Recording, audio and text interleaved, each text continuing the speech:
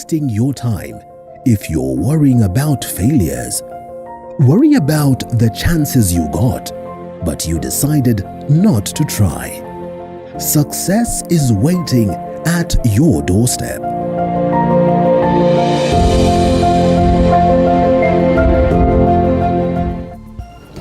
Well, a beautiful Monday to you. Thank you so much for always keeping it TV 47. And as always, I'm here to make sure that your week kickstarts on a good note as we take a look at what it is that is happening in the world of news. We look at so much in terms of, what is also on matters lifestyle. Today we'll be focusing on the NGO world. Just a reminder that it is NGO week, and so much is lined up, and we'll be having a specialist in that world so that they can take us through what it is that is happening, what plans are there, the progress that has been there towards ensuring that the NGO world has worked on, making life better for individuals.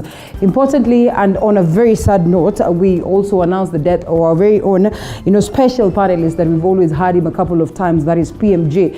We have lost him, and, we say it is quite unfortunate that this had to happen, and we hope that his soul may rest in eternal peace, even as we send our condolences to the family and friends and us here too. It is quite an unfortunate occurrence. Just a reminder that COVID-19 is real, and therefore it is important that you are careful. Well, what we'll be looking at, a couple of things that we'll be looking at this morning, matters the aspect of alliances and coalitions. Almost like we've gotten to a point whereby you do not go for presidency or for the top seat if you're not working alongside other people, and so a formation or formations of lots and lots of coalitions set at this particular point in time as we watch what will play out in 2022. Just how genuine are some of these, coalitions that we're talking about is what we'll be looking at as we get to proceed. Importantly, we'll also be looking at the aspect of the BBI, how far it is, and just a reminder that the people of Garissa are set to have their senator sworn in this week. What does it mean? And this aspect of negotiated democracy, does it clinch then on the aspect of democracy? We'll be discussing all this alongside my guests. We'll be expecting them this morning. Ahmed Hashi, governance and policy expert, Member of Parliament Daragwa, that is Jeremiah Kioni, Speaker of Nyeri County, will also be joining us later on the broadcast also as we proceed. And that is John Kagucia, as we expound some more on these key things. And also, yes, Mutuma Kanata is the guest from the NGO world who will tell us what it is that they are doing in terms of ensuring that lives are good for the people. All that lined up for you right here. We welcome your feedback.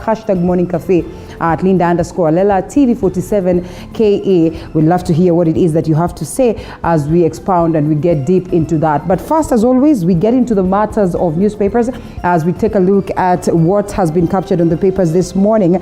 And importantly, we just take you through them, and we also have our guest later on pondering on the same. So much happening in the world of news. The Daily Nation is here. Ruto Raila pact faces hurdles in Mount Kenya, and the political heavyweights must also confront the question of presidential flag bearer. And this is in the world of politics, consequences that are said to play out. Well, even before Deputy President William Ruto and ODM leader formalize a reported alliance, leaders from the region are warning that such a deal would see the DP lose all the support he enjoys in the vote-rich area. Story captured on page 6. These are some of the key things that we'll be looking at, even as we look at the formation of alliances and coalitions that are said to play out as, individuals or as political parties and outfits prepare for the top seat that is come 2022. And we are saying the top seat because then we are working with arrangement that is there as at now, that is in regards to the constitution that sits, without knowing whether we are going to proceed to a referendum or not. And we also look at another story here. COVID, India stops export of key drug setback. For Kenyans, fight against COVID-19 as India slaps export ban on antiviral drug, and of course after a report or a record spike in cases sent demand surging. A story captured on page 10, and this is something that has gotten the nation at a point of where they do not know what next. Do we proceed to have the vaccination process ongoing, or does it halt for a moment? Because then again, we need to know whether the second batch will be be here, and the individuals who got the first batch or the first, jab, then should be able to get the second jab, that is in opportune time, so at least it does not cause a state of despondence. And so we'll be looking at that as we proceed. Page 10. And interviews begin. All members of the Judicial Service Commission will sit on the panel interviewing candidates for the position of Chief Justice. A candidate unsuccessfully sought to have Deputy Chief Justice Philomena Mwilu recuse herself. A story captured on page 4 and 5. And so this will be following up right here on TV 47 to make sure that you are updated accordingly, just to get to know who is going to take up the mantle from CJ Maraga or from the acting CJ, that is Philomena Mwilu. And a new school calendar to delay Form 1 selection, that is this year. The 2020 Kenya Certificate of Primary Education candidates will have to wait longer this time around than its previous years to know the secondary schools they will join, and that is according to sources at the Education Ministry. The delay this year will be occasioned by the fact that the learners will not join secondary schools immediately. A story captured on the back page of the Daily Nation. We get details of the same even as we get to proceed. That, and of course what is playing out in the world of politics and so much. So also on the front page of the People Daily, there's a bit not what it is, it's not updated, but then again we'll be looking to get the updated copy of the People Daily. Yes, that is Friday's edition. I don't know why it's not giving us a clear update of the same, but yes, we'll seek to get that, and also what has been captured on the Standard newspaper, to give you updates on the same as we get to proceed. Briefly on what is happening on the roads, let's take a look at what the roads speak of. And here we are, that is in Nairobi, and mostly you would expect so much traffic somewhere around Mombasa Road, and it's evident that that is what is playing out. This is Mombasa Road here. Let's zoom a bit and see how it looks like. Yes, Mombasa Road around Cabanas is actually not as bad as we are used to in most cases, but yes, it is there. When it gets to around Imara Daima, it gets a bit heavy. This is because of the roadworks that is that is happening down there, and so that means Mombasa Road is not as bad as you'd probably expect it, but then eases up after the roadworks process. And then proceeding on to these other sides, Capital Center, some tenets of traffic, but it is moving.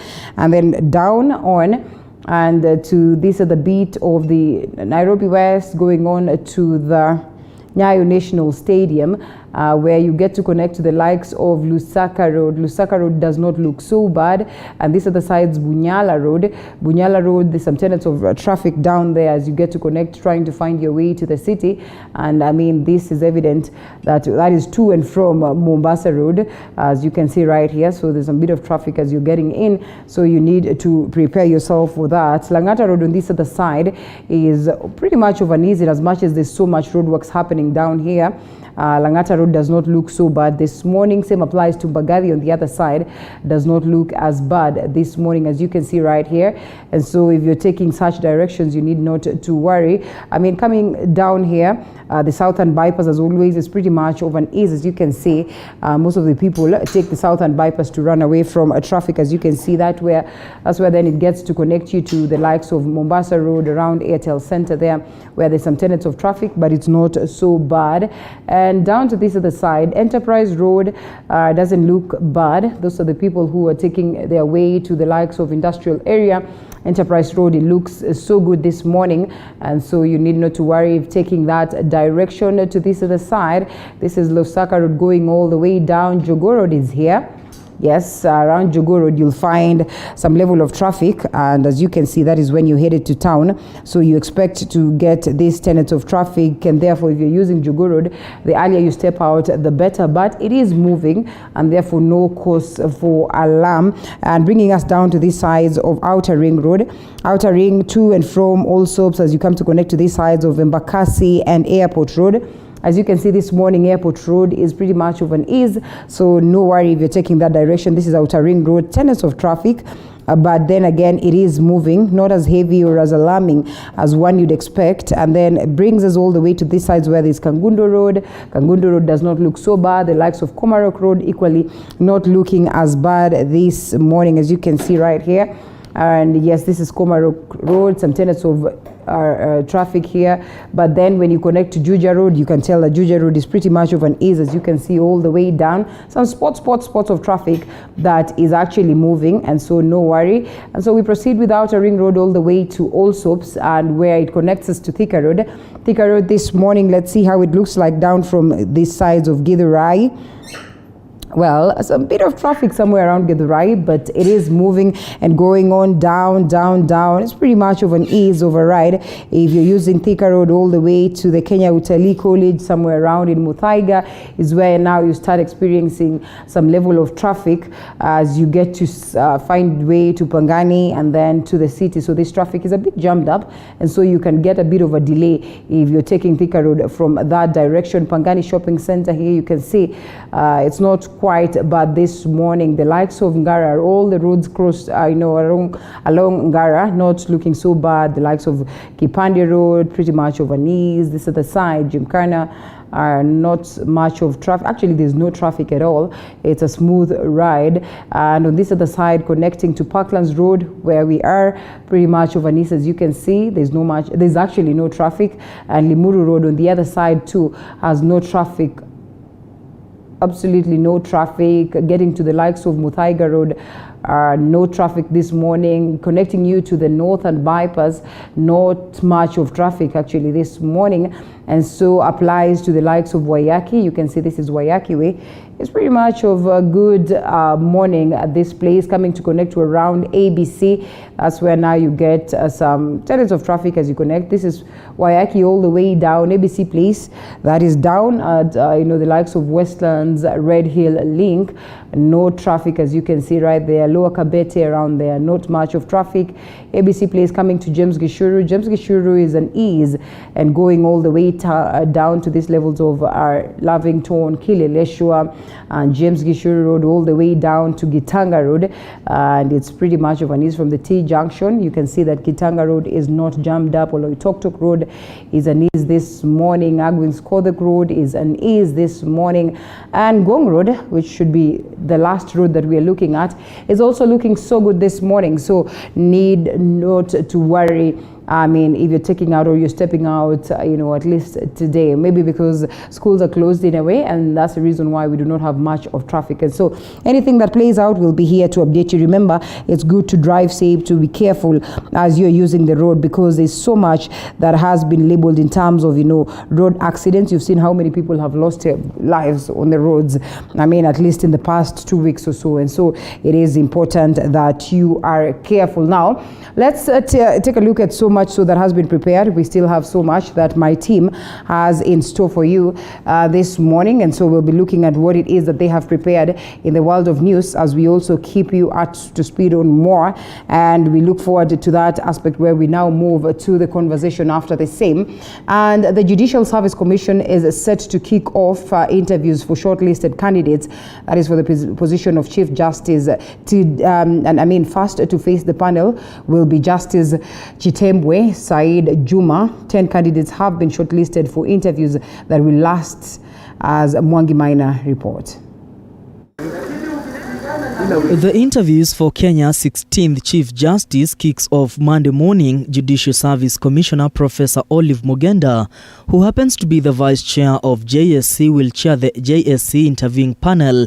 Registrar of the Judiciary Ann Amadi cleared the air following uncertainties on who should chair the panel between Professor Olive Mugenda and Acting Chief Justice Philomena Mbete Mwilu. Mugenda is listed as a Commissioner Public Representative to JSC, while Mwilu as a Deputy Chief Justice and Vice President of the Supreme Court. A letter references on Article 171(2) and Section 54 of the Judicial Service Act states that the CJ is the chair of the JSC, and in the absence of a CJ, the DCJ shall act as CJ for a period not exceeding 6 months. Amadi, who doubles up as a Commission Secretary, announced that all 10 commissioners will be present during the interviews for all the 10 candidates. As we did last time, remember when the Chief Justice is not there, then he is not there. So last time we had the Vice Chair chairing the interviews, and that is what is going to happen this time. So all the commissioners will sit at the interviews. On the issue of the commissioner sitting, as I said, all of them are sitting. unless something happens. Anything could happen, but for now, every commissioner is going to be participating. Chitembe said Juma will be the first interviewee Monday morning, followed by Patricia Gathirumbote on Tuesday, and on Wednesday, Justice Martha Koome Karambu will face the panel. Justice Mareten Jagi's day will be on Thursday, while Senior Counsel Philip Murgor will be interviewed on Friday. Justice Ndumanderi will be interviewed on Monday the 19th, while Senior Counsel Fred Gatia will be interviewed on the 20th. Court of Appeal President William Ouko will be interviewed on Wednesday the 21st, while Dr. Wekesa Moni and Neano Alice will be interviewed on 22nd and 23rd respectively. All the interviews will kick off at 9 a.m. We invited people to come and give us their views on the kind of candidate that they want, the kind of CJ they expect for this country. So they all came and gave their views to the commission, indicating the kind of person that they want to see. They said that we want a Chief Justice who has integrity, a Chief Justice who will give jurisprudential leadership to the judiciary. We want a Chief Justice who is able to work with various kinds of people and so forth.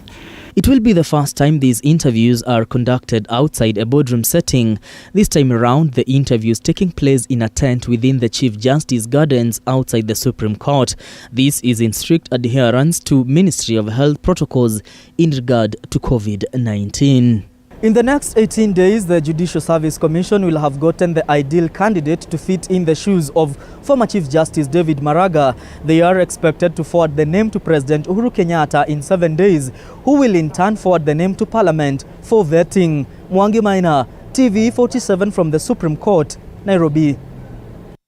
And still on the same note, the candidates out of the 13 who applied to succeed retired Chief Justice David Maraga have been shortlisted for interviews that are scheduled to begin, although the 10 are known legal practitioners, with most of them showing off at least 30 years of experience in the field. Supreme Court judges have kept off the coveted seat, but the fate of the 10 is in limbo following 2 petitions at the Supreme Court that question the legality of Professor Olive Mugenda leading the Judicial Service Commission in a move that has been largely seen as kicking out acting Chief Justice Philomena Mwilu. The official robes of the Chief Justice are being taken off. The derobing of David Kenani Maraga as the Chief Justice and President of the Supreme Court on his birthday on the 12th of January this year to mark his retirement upon the attainment of the maximum age of 70 years signaled the beginning of the search for his successor. This is the third transition we are having since 2010 Constitution. A week later, the Judicial Service Commission gazetted the vacancy in the CJ's office, asking interested candidates to submit their applications to the JSC by the 10th of February. In the vacancy notice, applicants should be, among others, hold at least a degree from a recognized university, be an advocate of the High Court of Kenya, or at least have over 15 years of experience as a Superior Court judge. Applicants are also required to have at least 15 years of experience as a distinguished academic, judicial officer, or legal practitioner. He has worked. The coveted seat has attracted at least 13 applicants, among them 5 judges, with Supreme Court judges including acting Chief Justice Philomena Mwilu giving the job a wide berth. Legal minds, however, argue that having worked with Maraga for years, Supreme Court judges would be best placed to ascend to the office. We have all these issues to do with BBI, the anticipated referendum, already very many cases and issues before the judiciary and the Supreme Court, and most likely many will end up there. And also just a few months, almost closing in on 12 months to the general election. Headed straight into an election next year would actually put most of them in the spotlight. And if you remember the assurances that even the president, the head of state, has made before, that we shall revisit, I don't think that revisiting is a very good idea. It's a very good experience for most of them. Out of the 13 who applied to succeed Maraga, only 10 have been shortlisted for a series of interviews set to begin tomorrow. The 10 include Justice Said Chitembwe, Professor Patricia Mbote, Lady Justice Martha Koome, Justice Marete Njagi, Senior Counsel Philip Murgor, Justice Nduma Nderi, Senior Counsel Fred Ngatia, Justice William Ouko, Dr. Wekesa Moni, and Ali Siano. Born in 1961 in Siaya County, Justice Ouko was appointed President of the Court of Appeal in 2018, having served as Judge of the High Court between 2004 to 2012, before he was promoted to Judge of the Court of Appeal in 2012. His over 33 years of experience in law gives him an edge over the rest of the candidates. But his counterpart, Lady Justice Martha Koome, who was appointed Judge of the Court of Appeal in 2012, also brings to the table a similar experience of over 33 years, having served as a High Court Judge between 2003 to 2011. She holds a Master's of Law degree from the University of London and a Bachelor's degree from the University of Nairobi. Koome has been fighting for children's rights in the country. Born in 1967 in Kwale County, Justice Chitembwe has 29 years of experience in law in a long career that began when he completed his Masters of Law from University of Essex in 1994. Chitembwe worked at the NSSF between 2003 to 2009 before he was appointed as a High Court Judge. Justices Marete Njagi and Nduma Nderi also bring to the table over 30 years of experience, both currently serving as judges of the Employment and Labor Relations Court, a position they ascended to in 2012. However, Justice Nderi has also served in Swaziland as Senior Counsel in the Ministry of Justice, as well as President of the Industrial Court of Swaziland. Senior Counsel Fred Ngatia is also eyeing the CJ's position. Born 64 years ago in Laikipia County, Ngatia holds 2 master's degrees and an aggregate of 41 years of experience in the legal profession. Should he be successful in the interview, Ngatia will become the second CJ to be appointed from outside the judiciary after former CJ Dr. Willy Mutunga. The other good thing is none of the sitting judges has applied for this position. So we are likely to get somebody now coming from outside. And I think we are going to get a situation where the already sitting judges, the already in-post judges, will also support the new one. Because, if he comes and he's seen as a stranger, that's another problem now. The issue of settling and being accepted, appreciated by the colleagues who are already there, and not being seen as being imposed on that position. Retired Chief Justice David Maraga's term was marked largely by a vicious acrimony with President Uhuru Kenyatta-led executive. The judiciary executive standoff began in 2017 when the Supreme Court nullified the 2017 general election in which President Uhuru Kenyatta and his deputy William Ruto were declared winners. It is on record that the President threatened to revisit, and the following financial year, we saw a reduction of the development vote of the judiciary budget from 2.1 billion to a paltry 50 million. Maraga openly admitted to have failed to secure an appointment with the president, blaming Kenyatta for refusing to appoint 41 High Court judges. It is important to clearly and categorically state that this shortage of judges and the near paralysis of court operations has been caused by the President's refusal to swear in the 41 judges recommended by the Judicial Service Commission in July 2019 for appointment to the Court of Appeal, the Environment and Land Court, and the Employment and Labor Relations Court. The President has persisted in this refusal despite orders in 2 cases requiring him to swear those judges within 14 days. Senior Counsel Philip Murgor is also among the 10. Born 60 years ago in Elgeyo Marakwet, Murgor has served as the Director of Public Prosecutions between 2003 to 2005. Murgor, however, wants acting CJ Philomena Mwilu to disqualify herself from the interviewing process for both the CJ and Judge of the Supreme Court positions. In a letter to the JSC, responding to President Nelson Havi's memorandum on him being unfit for the position, Murgor says there is a client-advocate relationship between Mwilu and Havi. Although the next Supreme Court president is expected to bridge these differences, former Director of Public Prosecution Senior Counsel Philip Murgor claims Maraga scored fairly good at maintaining the rule of law and constitutionalism, but lacked diplomatic skills he believes he has to get the job done. He holds a Masters of Law from the University of Nairobi and has mostly dedicated his career to private practice, although he worked in the office of the Attorney General as a state counsel in 1986 to 1992. We will expect a continuation of the same without singing the tune of the executive nor parliament. Although there is the separation of powers, checks and balances, according to the doctrine of the separation of powers, checks and balances, it is clear how the executive checks the judiciary, how the parliament checks the judiciary, how judiciary also provides checks and balances to the parliament. For example, if parliament makes obsolete laws, the judiciary nullifies those laws. This talk about independence of judiciary, it has always been a topical issue all through during Maraga's tenure. And I think it's going to continue again. And I think what we need is somebody who would appreciate that judiciary is independent, but there's a bit of interdependence. But with the CJ selection process expected to begin on Monday, a storm is brewing in the JSC. A letter by Thukwe Njiru advocates on behalf of Samuel Gateri Wanjiru and a petition at the High Court by petitioners Philip Mushiri and Damaris Ndirangu has threatened to momentarily stop the search for the next Chief Justice.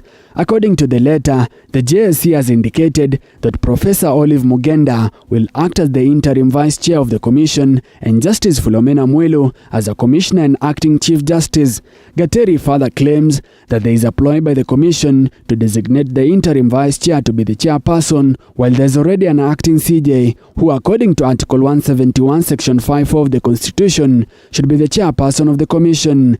Gateri therefore claims that Mwilu ought to be the chair of the commission and gave the JSC a 72-hour ultimatum to update the office of the chairperson of the commission is not designated to the vice chair but the acting chief justice. This comes after former JSC Vice Chair Dr. Mercy Ndeche and an advocate of the High Court who was the acting chairperson after the retirement of CJ Maraga left the commission. But this letter is not the legal suit that may cripple the quest for Maraga's successor.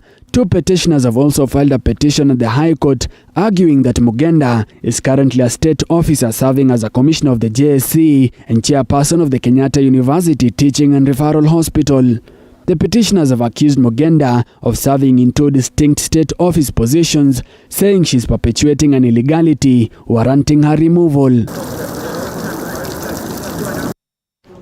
Away from that, Tanzania's President Samia Suluhu is on an official visit to Uganda in what experts say is an effort of Tanzania to foster good relations with its neighbors. Ugandan President Yoweri Museveni said Samia's visit was to conclude the agreement for the East African crude oil pipeline project. Sharon Baranga now reports. Earlier today, the convoy of Tanzania's President Samia Suluhu arrived at Entebbe State House in Uganda, where she was received by President Yoweri Museveni. This is Suluhu's first international trip since she took oath of office as president. She then inspected the parade before she had a closed-door meeting with Ugandan President Yoweri Museveni. Museveni says Suluhu's visit had two agendas: to strengthen relations between the two countries and to conclude the agreement for the East African crude oil pipeline tripartite project. Yesterday, Kenya's Sport Cabinet Secretary Amina Mohamed was in Tanzania where she met Suluhu. Amina conveyed President Uhuru Kenyatta's message. The two leaders then spoke at length on how to strengthen relations between Kenya and Tanzania, as well as how the two countries can work together to develop their economies. Meanwhile, Suluhu wants ministers and experts of Kenya and Tanzania who are part of the Joint Permanent Commission JPC, who have never met since 2016, to do so immediately so as to discuss ways the relations between the two countries can be fostered. President Uhuru has invited President Suluhu for an official visit in Kenya. President Suluhu was in a mask during her visit to Uganda, just days after she announced plans to form a committee to advise her government on COVID-19. Former President John Magufuli rarely traveled outside Tanzania in his 6 years as president. Sharon Baranga, TV 47. And to this sad one, Kandara Residents Association Chairman Philip Njuguna, popularly known as PMG Kamau Waruth, has died. And Njuguna died of COVID-19 related complications at Nairobi Women's Hospital in Ongata Rongai, where he had been placed in ICU for 2 weeks. He will be remembered for his vibrancy in fighting for the rights of the people of Kandara until his death. Njuguna had been surviving on one kidney since 2007. Thank you, Rinda, and appreciate our teacher for his comments. He has touched on some things that that this country has experienced. But you realize tribalism is an emotional experience. Yes. Tribalism is also sentimentalism. It is also a spiritual endowment, which you can never get away. And the readers create choruses for us. I disagree with you. God does not like careless people. Drugs are used across the globe. In fact, I am telling people at home, God loves us. We are not dying like white men.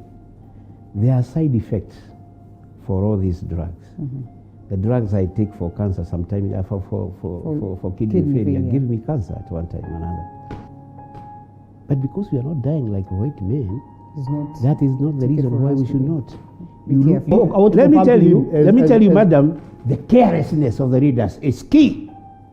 Nobody shall lie in hospital mortuary for more than 2 weeks. What is their priority?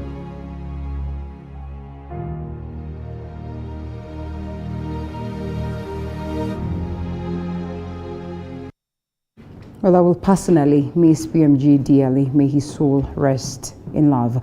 Now, Bahati Member of Parliament Kimani Ngujiri has dismissed a possible formation of alliance between Deputy President William Ruto, linked United Democratic Alliance, that is UDA, and former Prime Minister Raila Odinga's ODM party. Addressing the media in Nakuru, the legislator accused the former Prime Minister of having a history of creating havoc in any political formation. Ngujiri, who is a close ally of Deputy President William Ruto, maintained that UDA is well on the course towards 2022 and will not allow such an alliance.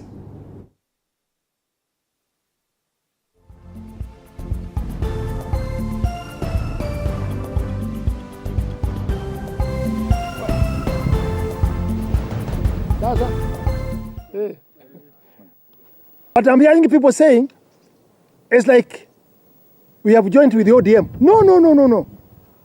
I repeat, no. We have not joined with the ODM anywhere. We cannot agree to join the party ile ya ODM ambaye imekuwa miaka yake yote ni divorce.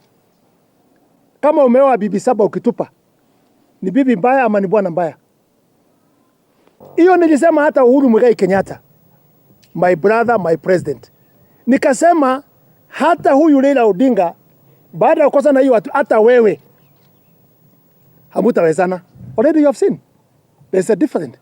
Wameanza kupika Uhuru Muigai Kenyatta. Wameanza kuangalia mambo ya interest zao. Wanaanza kukatana na mambo ya BBI hata kwa sababu ya ile viti 70 was created and what they have started now fighting. So we cannot join together. Na watu wasione kama Raila Odinga anaenda kukosana na Uhuru ni kama anakuja kwetu. No. We are not together. We are going to remain united. Lakini we are open for anybody who can come with a good mind. Lakini si akuja na koni ati tuungane chama. Na hiyo ndio nikataka tena kurudia, nimesikia watu wakizungumza mambo ya paranya. People are talking about Oparanya. Yes. Oparanya has met with my deputy president 4 times, not once, 4 times. Na anatafuta pahali ya kujiweka, kutafuta nafasi kwa Hustler Nation. Kila mtu ni kujipanga, my friend. Amekutana na deputy president 4 times. Leave Oparanya. You are talking about Oparanya, one governor.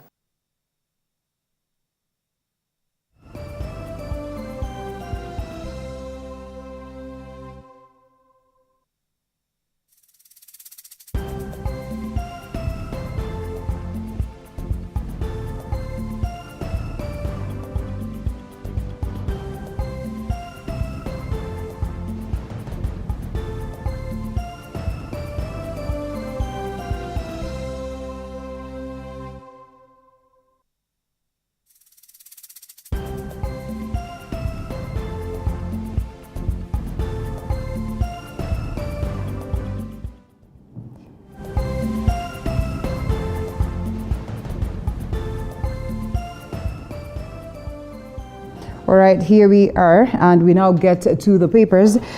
We get our guests to join us as they expound some more on what they make of the stories that have been captured in the papers, even as we get to the discussion or the discussions that we'll be having. Remember, we look at the aspect of politics in the country, matters BBI, these formations that we speak of in terms of alliances that are likely to crop up right after the BBI, if at all we're going to have a referendum or not. But importantly, we also shift gears to that side of Garissa County, where they officially get their senator elected in, sworn in, after he was technically picked. I don't want to say handpicked. We'll probably look at that, as they call it, negotiated democracy. And he was declared the senator, and therefore they do not need to go for a by-election. Abdul Haji, son to former Senator Yusuf Haji, is of course now Garissa's senator. We'll be looking at that, and we'll look at it on how it is a good move towards probably strengthening or stifling democracy, in whichever way you'd want to look at it. But importantly, we also look at the ties that are there, that exist between Kenya and Somalia. We still have conversations that are going on as to how best we can achieve some level of sanity in how we are handling the maritime border issues, and so much so keep it right here as we kickstart that. In studio we already have John Kagucia, who's the speaker in Nyeri County, and we also have Ahmed Hashi, who's a governance and policy expert, to help us decipher on these particular subjects.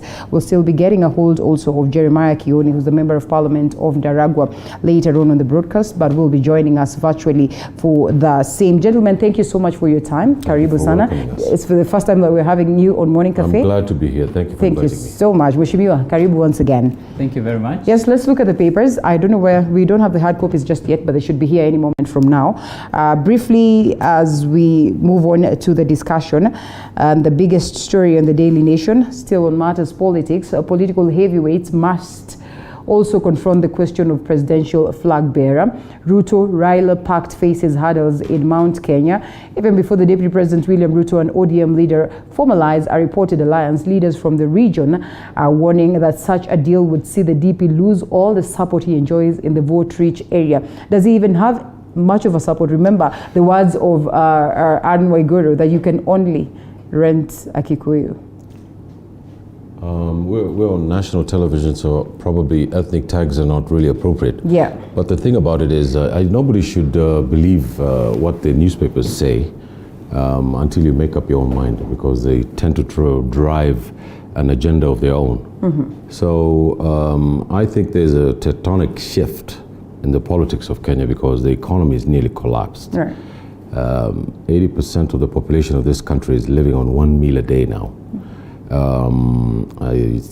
COVID-19 came in when the economy was already fragile. And Kenya is not immune from the physics of history. So when there is extreme poverty, there's hopelessness and there's despair among the people.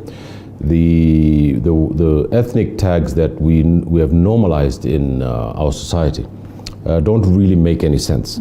So I don't know, and I want to be very honest, I'm a political analyst, but I don't know what's going to happen in Central Province or in Rift Valley or in Nyanza, because the people of this country are completely up in arms against the entire political and economic system we have in this country right now. I think that in the next elections, probably 5% of the politicians are going to come back. I think the rest of them are going to be erased. And I think that the coming elections are going to be the most interesting elections in Kenya's history. The referendum that is coming, that you said something about, I think that referendum is very important. I hear people want to take these things to Parliament. I think that's a terrible thing to do.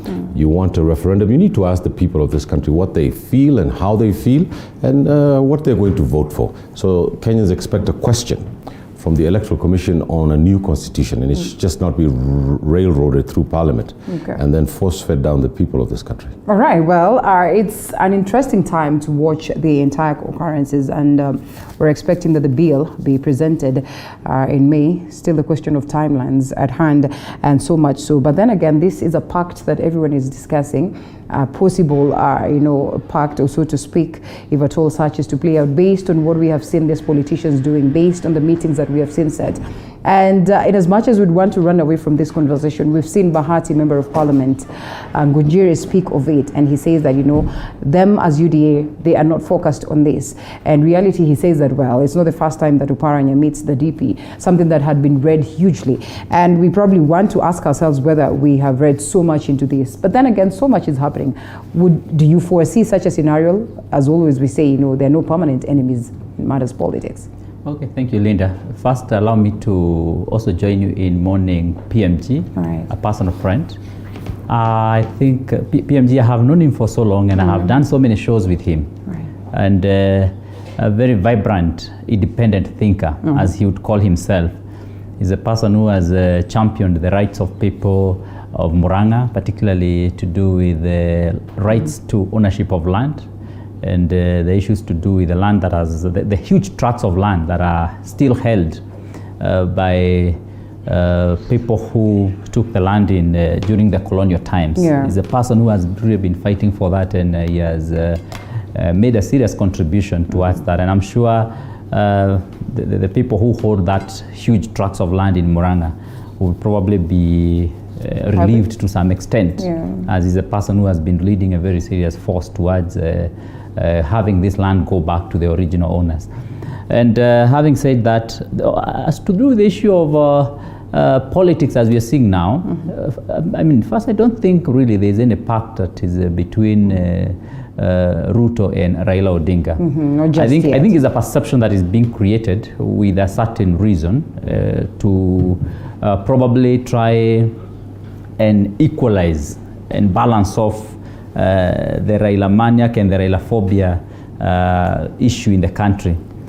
If you look at it very keenly, you realize that the notion seems to be pushed a little bit much more from somewhere else other than from the two camps. In any case, in the two camps, you find like there is a bit of resistance even to that kind of a scenario or arrangement. And it's interesting because the people who are in Ruto's camp have already now come out trying to resist and to publicly now denounce that kind of a pact, and to clearly say that any association between Raila and Ruto would make him lose in central Kenya. Remember, UDA has fundamentally built their politics in central Kenya against Raila Odinga. They have generally propagated the same phobia, the Raila phobia in Mount Kenya region. And if that pact was to now come on board, that would mean then they would have to retract so much in terms of the information that has been disseminated to the people. Remember, recently we had the letter that was done by the Mount Kenya MPs who are in UDA, and one of their argument was that the kind of damage that Uhuru Kenyatta has done on Raila Odinga cannot be undone in his lifetime. Now, having given those kind of very strong sentiments, and then you find now the same person whom you have said that damage that has been caused in Mount Kenya region cannot be redone in the lifetime of Uhuru Kenyatta, and then you have the same person now coming to join hands again with Ruto, the UDA brigade from Mount Kenya will not be settled with that. Okay. And I agree with them to some extent. But who says that Uhuru Kenyatta would also not want to push at least a perception that Raila Odinga is joining hands with Ruto so that he can also cool off his heels? Okay. Because so far, one of the reasons why Uhuru Kenyatta, apart from maybe the issues that have been raised by my colleague here, one of the reasons why he has faced quite a bit of resistance from Mount Kenya region is whereby he has been seen to be pushing an agenda to sell Raila Odinga in the region, which has been resisted so far. Has he actively done that? Maybe we should loop in Honorable Jeremiah Kioni, who's on standby, joining us virtually. Mheshimiwa, has the president quite depicted what it is that he seeks to push, or who it is that he seeks to push in terms of matters 2022 politics? If my memory serves me right, he maintains that his is the aspect of development for the people of Kenya. Importantly, he says that they are not going to focus much on 2022 politics. And one of the key things that probably could have caused some, some level of unrest between him and his deputy is the fact that it appeared as though the deputy, was out there campaigning as opposed to pushing the agenda of the of the Jubilee government as the president would have expected. One, thank you for having me. Thank you. And I'm happy to be together with my colleagues. The DP, I think, lost it quite a while ago. He underestimated the political shrewdness of President Uhuru Kenyatta, and I think he is paying for it. He's likely to pay more in the coming days. I say so because the thing that I understood the president to say from the beginning, and what he's been saying through and through, was to leave Kenyans in a better place than he found them. That would define his legacy, and we've just seen that, and he's been very focal on it. And unfortunately, his DP has chosen to hit the campaign trail. But having said that, I also want to agree with my colleagues, or at least the Speaker of Nyeri, who I had when I came in. Yeah. The media seems to be keen on creating a political agenda for the country. Because there are many alliances that are being created, but yes, Mheshimiwa. All right, it's a bit of a hiccup, but this is interesting. And just to pick it up from where technology has decided to stop us for a moment here. I know you remember the aspect of technology can be something else. And so here we are. We speak of the media trying to coin a certain narrative. Okay, I'm told he's back. Mheshimiwa, when you say the media is trying to coin a certain narrative, I mean, let's go back to history, or let's go back to some years back when Right Honorable Raila Odinga said that, Deputy President William Ruto will need me to get into power or to get into the top of the helm. Let's go back to that aspect where the DP acknowledges the fact that, there are no permanent enemies in politics, and therefore he is open to, work with Right Honorable Raila Odinga, much as they've worked before and it did not work so well. He acknowledges that his outfit is one that paints a picture of, a huge like different people from different areas, as opposed to the other, political parties that we have seen that he terms them as, tribal political parties so much so. And so he says Right Honorable Raila Odinga has something that is close to that, and therefore there's no harm in him working with him. And we can also not overlook the aspect of, the allies and how they speak and the narratives they con. So why should it be a media factor? Well, I think it's absolute nonsense to say that Raila Odinga runs a tribal party. No, not Right Honorable Raila Odinga. The DP acknowledged that at least he has something that is national, has a national outlook. Yes, they're probably the only party, without being partisan, the only party in this country that really has roots in every county is the Orange Movement. And you know that the Jubilee Party was made up of Rift Valley and Central Province. And although they have a huge concentration of numbers in their provinces, as my colleague will testify to, the spread of the Orange Movement was throughout the country. And it's common language that the Orange Movement is the one that brought the Bui into Parliament, Right. that brought women into Parliament and things like that. Quite a spread out party. So I really believe that there's two scientific facts and not theoretical constructs that we can talk about. That the ODM and the TNA, if I can call it that, Yes. are working in Parliament. They actually have a coalition in Parliament. They have a majority and a minority leader now. And the second thing is that the legal committee went on a retreat and they were drafting the laws and the procedures in which we could do a referendum. Symbolically, Uhuru Kenyatta and Raila Odinga are together everywhere. Yeah. So I think that everything else apart from that could be driven by the media, by civil servants who might not like Raila Odinga, by people in the system who might not want this coalition to work. But ultimately, Uhuru Kenyatta and Raila Odinga, as my colleague here will testify to, are joined at the heart, not even at the hip. There was no country to rule. Uhuru Kenyatta wasn't ruling any country here without Raila Odinga. When Raila Odinga and them had a handshake, the government in this country came back on track. So we as Kenyans have to realize that these two gentlemen control 90% of the population as vote in this country. And they have a formidable coalition. And I could loudly say that I probably see them in the next government, in the next year or two. All right. The DP is probably another Raila in the making in terms of the support he commands, the numbers that he has.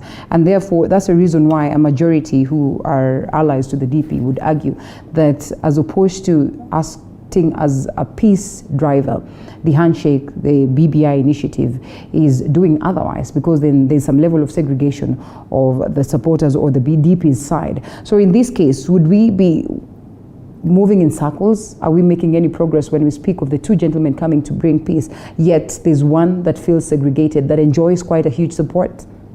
Well, first of all, it's important we also ask ourselves, why are we now having a situation where the perception of this pact between Raila Odinga and Ruto is coming? Why is this coming in the first place? And I believe this is coming because if you look at the way the handshake is operating at the moment, there is a feeling, at least from the one side of the handshake, particularly the ODM side, that even though, as my colleague here, Hashi, has said, that the Raila Odinga and Uhuru Kenyatta are joined at the heart, well, I think maybe they should have been joined at the hip. That's what I meant. It's actually yeah, the hip. Instead of using the hip, I said the because heart. when you're joined at the heart, it kind of means where the Bible says that That's precisely what I mean. 1 plus 1 is equals to 1. Yeah. So but in this case, even though they are joined at the hip, there's still a feeling that, and this we get from the ODM members when they speak. As an analyst, you have to listen also to what they are saying and what they are not saying. Right. There's a feeling somehow that the handshake is a bit shaky, in the sense that they do not feel like they are guaranteed of support of Uhuru Kenyatta in coming year 2021. And remember, in this show, I have once said that as far as I'm concerned, in the president's succession matrix, neither Raila Odinga nor Ruto appears or exists in that matrix. As far as I'm concerned, when I look at when I look at the way politics play out, and you've got to remember that the president has insisted time and again that the handshake was never about succession. 2022, It was about unity, peace, and progress in the country. Honestly speaking, and yes, maybe coming back to you, Ahmed, can we genuinely look at the handshake as something? I disagree with my colleague. With all due respect, the handshake is a political coalition between two monster politicians in this country, and they're not, going to butter and cream Kenyans. I think this is hardball politics.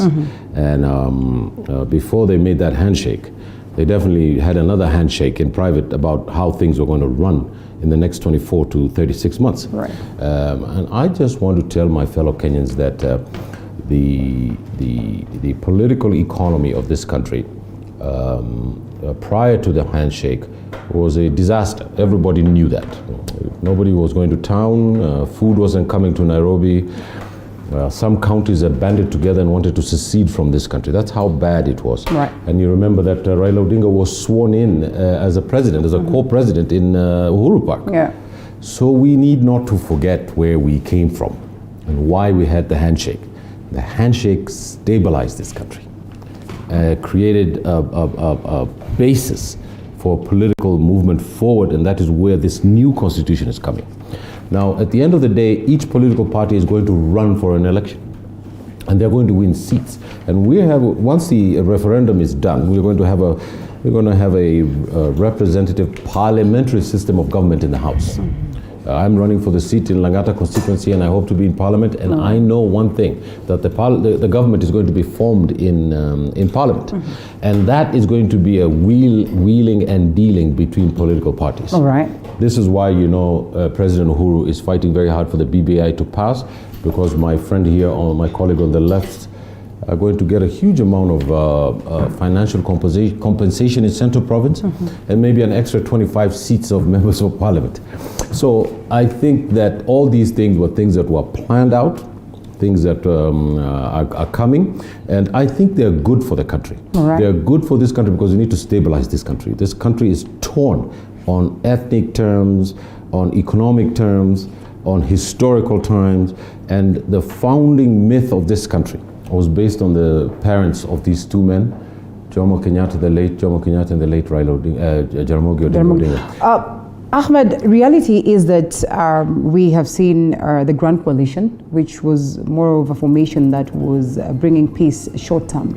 And we'd want to look at the handshake as one that equally brings peace short term. And so the Kenyans could be asking today, then what is this one thing that will guarantee us the aspect where we'll root out tribalism in totality, and we are going to attain peace in totality? You know, we do not seek to get short-term outfits that are going to take us to the next level, then the next time we look at another and all that. So before I loop you in, and I'm told that Honorable Jeremiah Kioni is equally on standby, allow us to go for a short break, and then we come back with you, Mheshimiwa, on the very same note.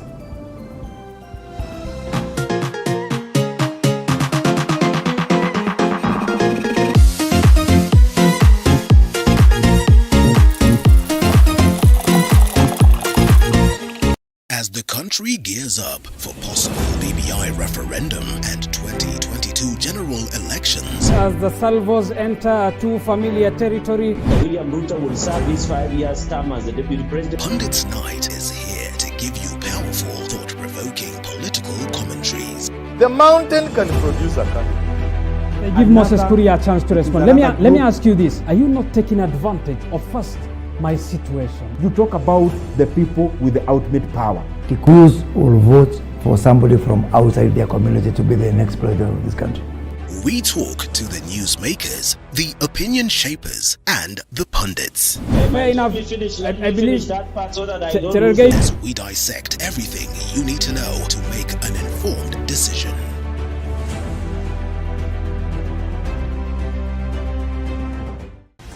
How well do you know what's happening around you? Morning Cafe with heated political debates. The position of the Prime Minister will go to a party with the most elected members. I clearly know that neither Raila nor Ruto are in the work plan on the roadmap for transition as far as the government is concerned.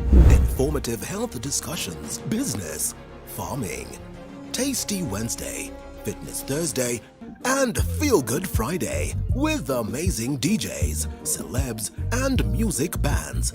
Back to the seasons of my years. Every Monday to Friday from 6 a.m. to 9 a.m. Did you know that your business keeps our economy running? You need the skill, not the papers.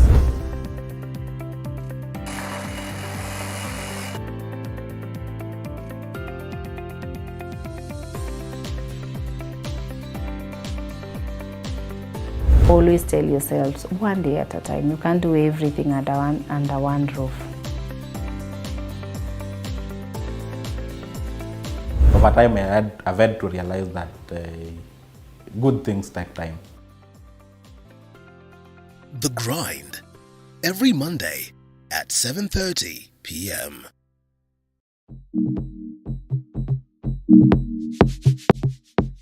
Before the markets open, farmers begin their day, each with the desire to produce the best. But how can they increase the numbers, maintain the standards, aitoe ile garlic inafaa itoe, that standard garlic, reduce the cost, we spread our risk, and yet remain the best? Kilimo Diaries, every Sunday when the clock hits 7:30 p.m.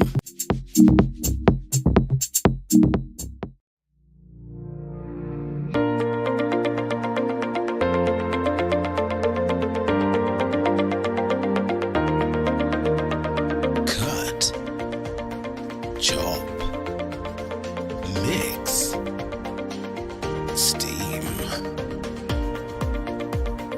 grill,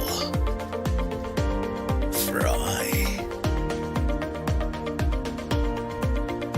Only on the Throwdown, every Sunday at 6:30 p.m. Owning a home is a keystone to wealth. And building one can be quite daunting. Well, the Realtor gives you the do's and don'ts. There are so many brokers in the market who just want to tell you I can be able to supply. And groundbreaking. So we clear the area and we set out the place where the house is going to be laid down. We talk homes, land, and property. With me, Currency Daniel. Every Tuesday at 7:30 p.m. Next episode of Coffee with the Movie. But today I'm with Bamboo, the African band too.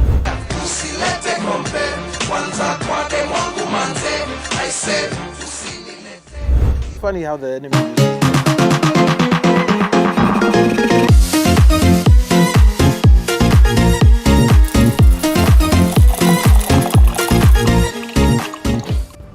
Ahmed Hashi, governance and policy expert, John Kagucia, Speaker Nyeri County, and Jeremiah Kioni, Member of Parliament, Daragwa. Hashtag is Morning Cafe at Linda_Lela TV47KE. Let's proceed with the broadcast. Mheshimiwa, sorry about the hiccup, though we are glad that you're back. And picking it up from where we left, the aspect of the fact that Kenyans seek to get lifetime solutions or long-term solutions as to the aspect of, animosity, we want to have that peaceful coexistence, a deal that sails us through for years and years, generations and generations to come. And we also seek to understand whether that conversation of the handshake and BBI is probably a conversation that is not geared towards, getting the individuals secure something when it comes to 2022. And technically also what it is that you were making as a point before. Yes, the network rudely interrupted us.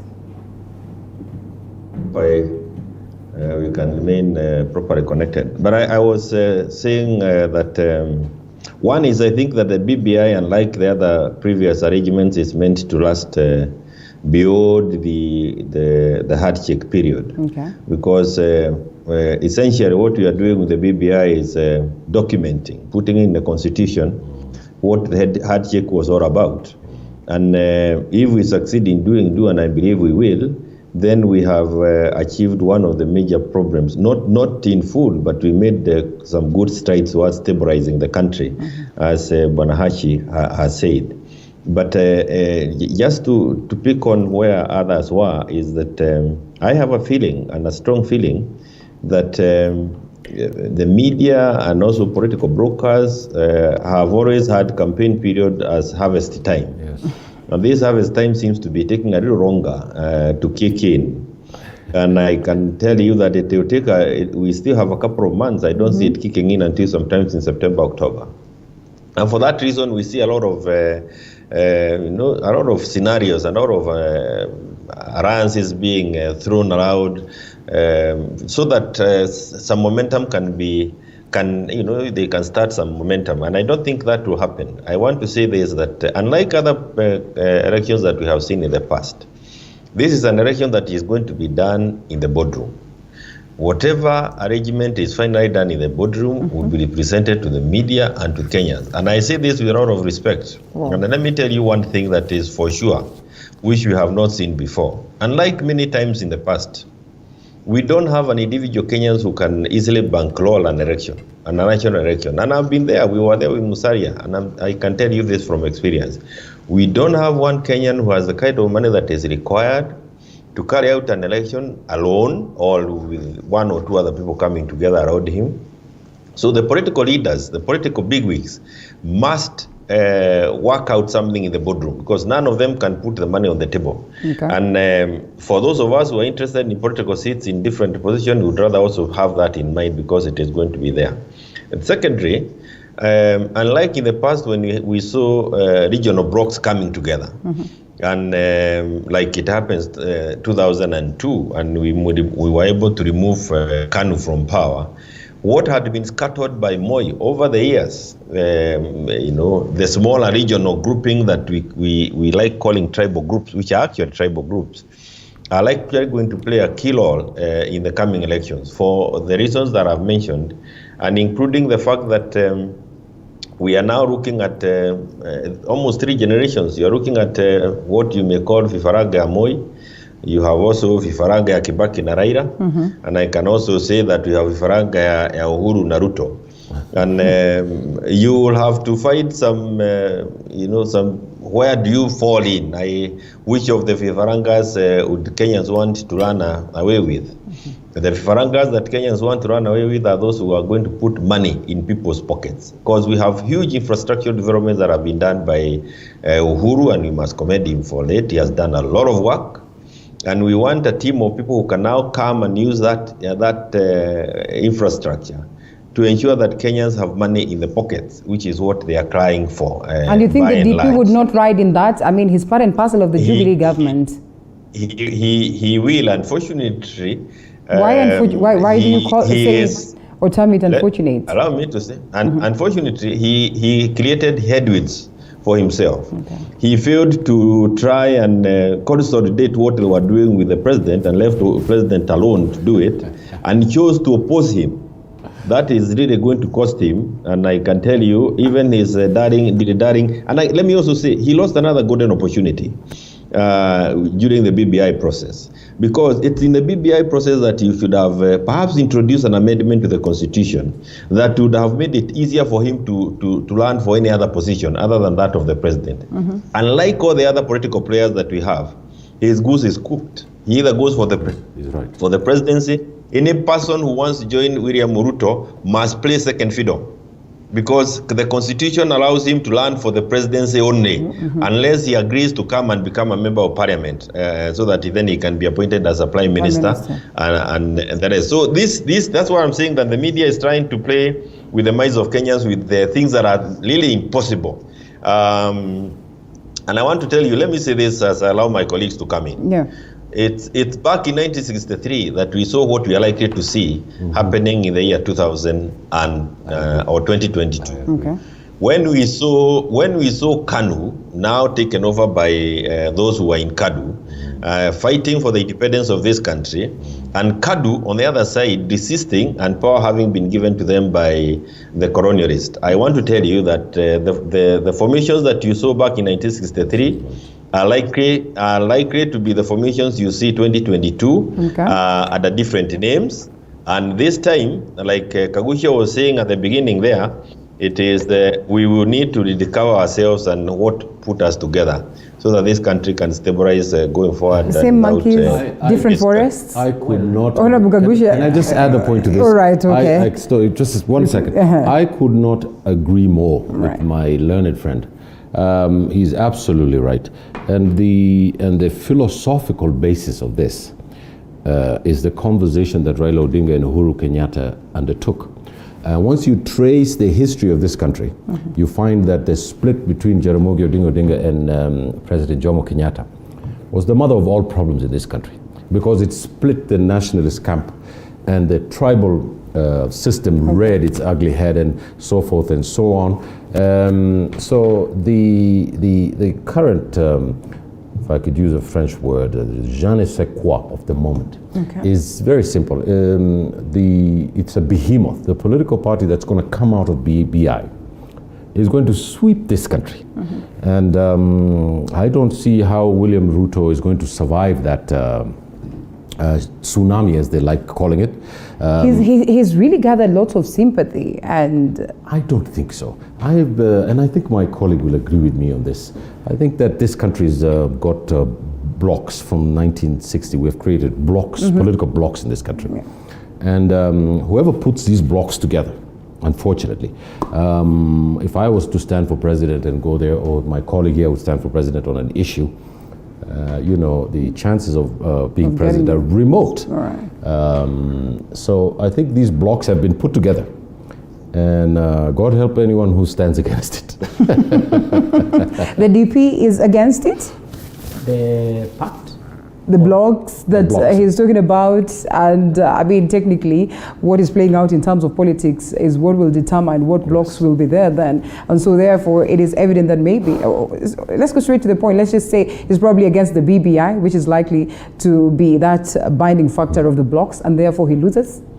I think first, let me just start from where Mheshimiwa Kioni is talking. Okay. Yeah, because he has raised very important things in my view. Once again, as an analyst, I listened to him very carefully, and the issues that he has raised, particularly on the issue of boardroom politics, would be probably a new turnaround for the country, because what we have so far seen is a very serious, robust democratic space where people have been competing for votes and for ideas and for support from Kenyans. And what Mheshimiwa Kioni seems to kind of suggest is that probably that is what has been polarizing the country.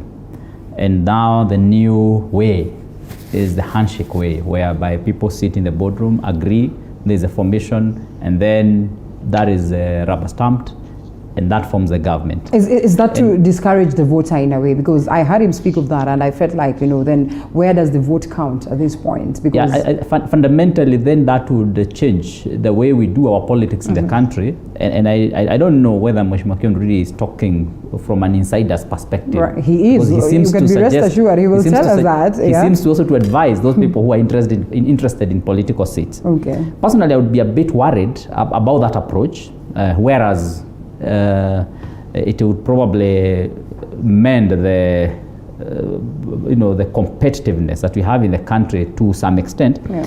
But I think that would be barring our democracy that has so far thrived so much and so well. And probably one of the things that would have wanted is really to fix the electoral system and then allow the system to work. And those who lose, they lose and they agree they have lost. Those who win, they win, and then they become magnanimous about their win, and they don't trample on the people who lose, and they form a government that would bring on board every other person. I think that would be good because it also encourages talent, skill, and also it encourages the people who elect their leaders to remain very vibrant in terms of accountability and in terms of checking the people they are electing. Yeah. And that would also kind of ensure that the checks and controls in the country continue and they are vibrant. Otherwise, if you have more of a negotiated government, pre-negotiated government, which doesn't have to really go through the rigors of an electoral process, and when they go through the rigors of an electoral process, then they're going through just a formality. In that case, then you're also likely to have what they are calling a behemoth, whereby you have a government that is so strong that it usurps the powers of even legislature and the judiciary. Because if, for example, I know that for me to become a member of parliament, to become a governor, or to become a senator, then I have to please the kingpins who sit in the boardroom. For that reason, I will work very hard to appease them, to be compliant, and to obey what they say and their orders. Now, what does that do? It kind of reduces the parliament or the legislature to a lower level. And for that reason then, even the judiciary that comes on board will generally have to be compliant. And with that then, we kind of slowly kill the democracy in the country. So I would rather, again as an analyst, do a different approach to our politics in the country. Just fix the problems that we have in terms of the electoral process and let people with their own vibrancy elect their own leaders, and also the people who campaign do it peacefully and do it in a certain code that is prescribed by a strong IBC that would have a whip to crack when people go against their own code. And that way we allow the democracy to thrive in the country. So I think I would be of a different school of thought in as far as the way we approach our politics are concerned. Now we have BBI that is coming. Make it brief so that we can allow the rest of yes, indeed. We have BBI that is now coming.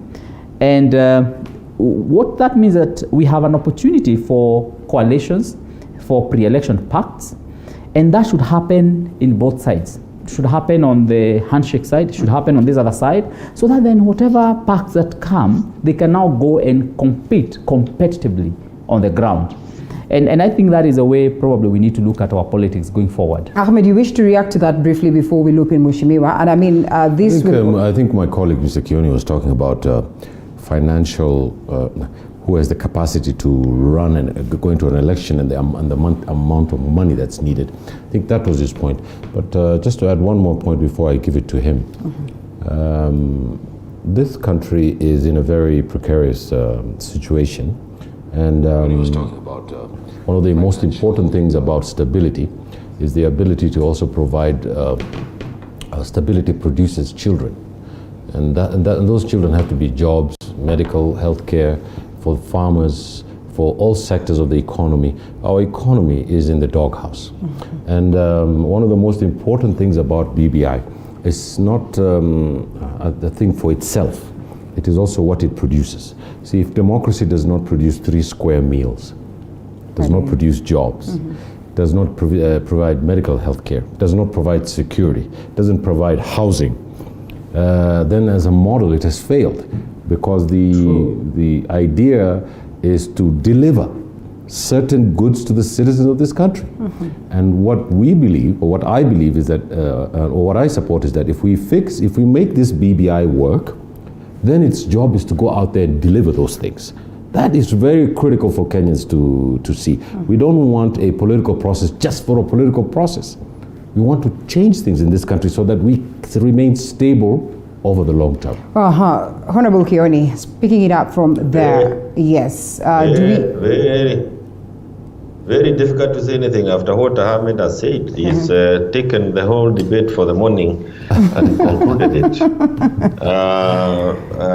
Because any system that is not delivering on what Kenyans are expecting is of no value. However perfect you want it to be, or you want it results, you can leave it in the books, textbooks of the university. We have read all these theories. But if they are not helping us to deliver on the basic needs of Kenyans, then we need to come up with our own theories. And I can tell you that the BBI is being crafted outside some very strong forces, and it is meant, I have gone through it, and this is why I'm a little unhappy with this joint committee of parliament.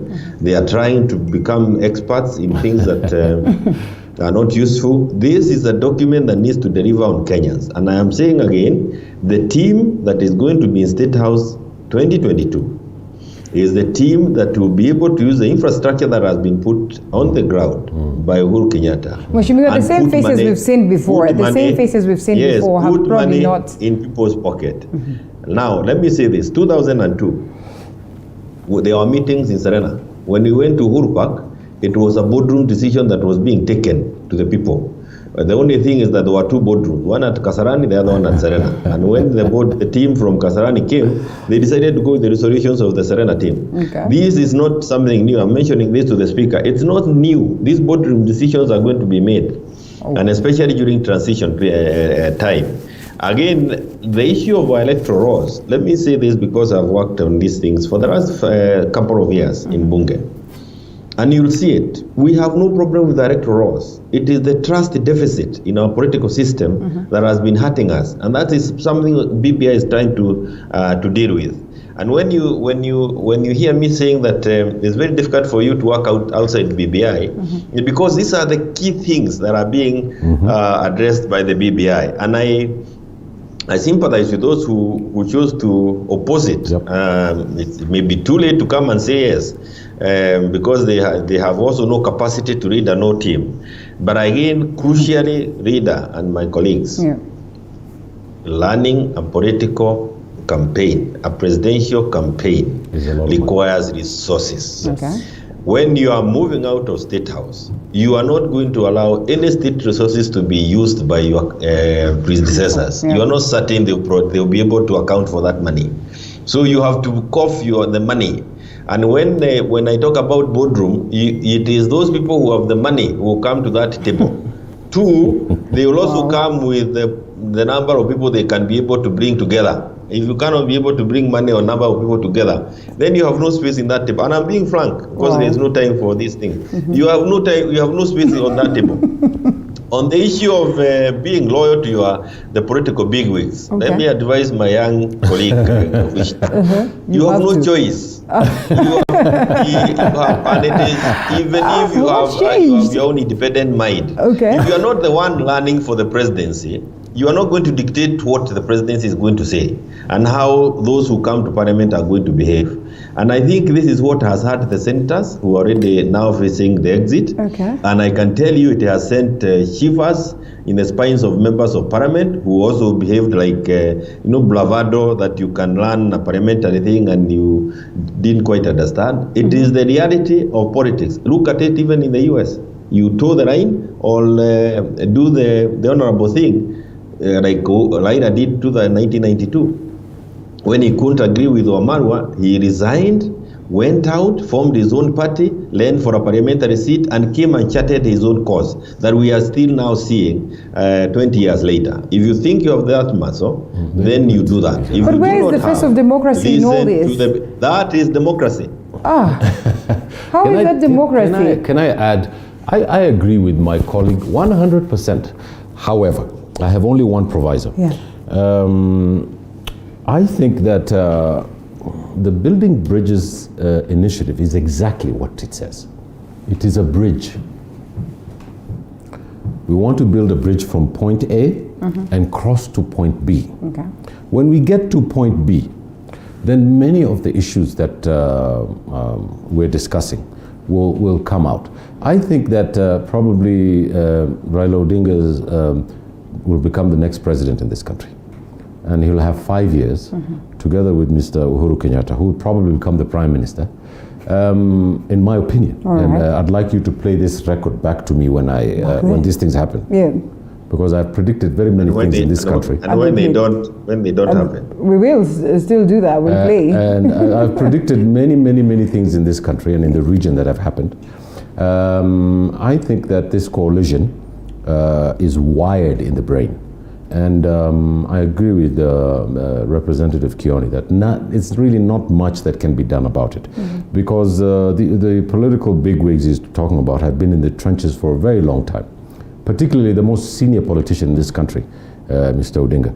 So I think that given the tribal divisions and ethnic juggernauts that have been created in this country, there was no other path. But after they build this bridge and we go to the promised land, if I could use that word, I think that new leaders are going to emerge.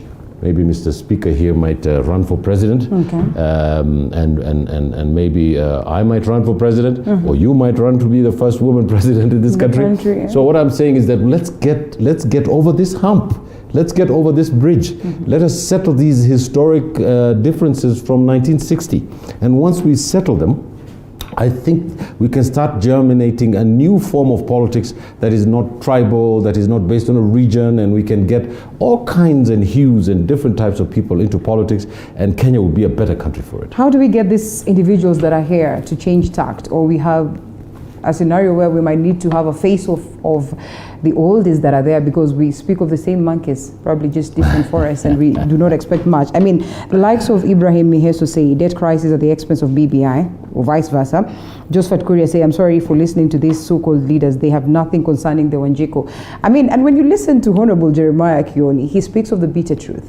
The bitter truth that does not resonate with the needs, expectations of the common mwananchi. Yeah, you have mentioned the issue of the same monkeys all along.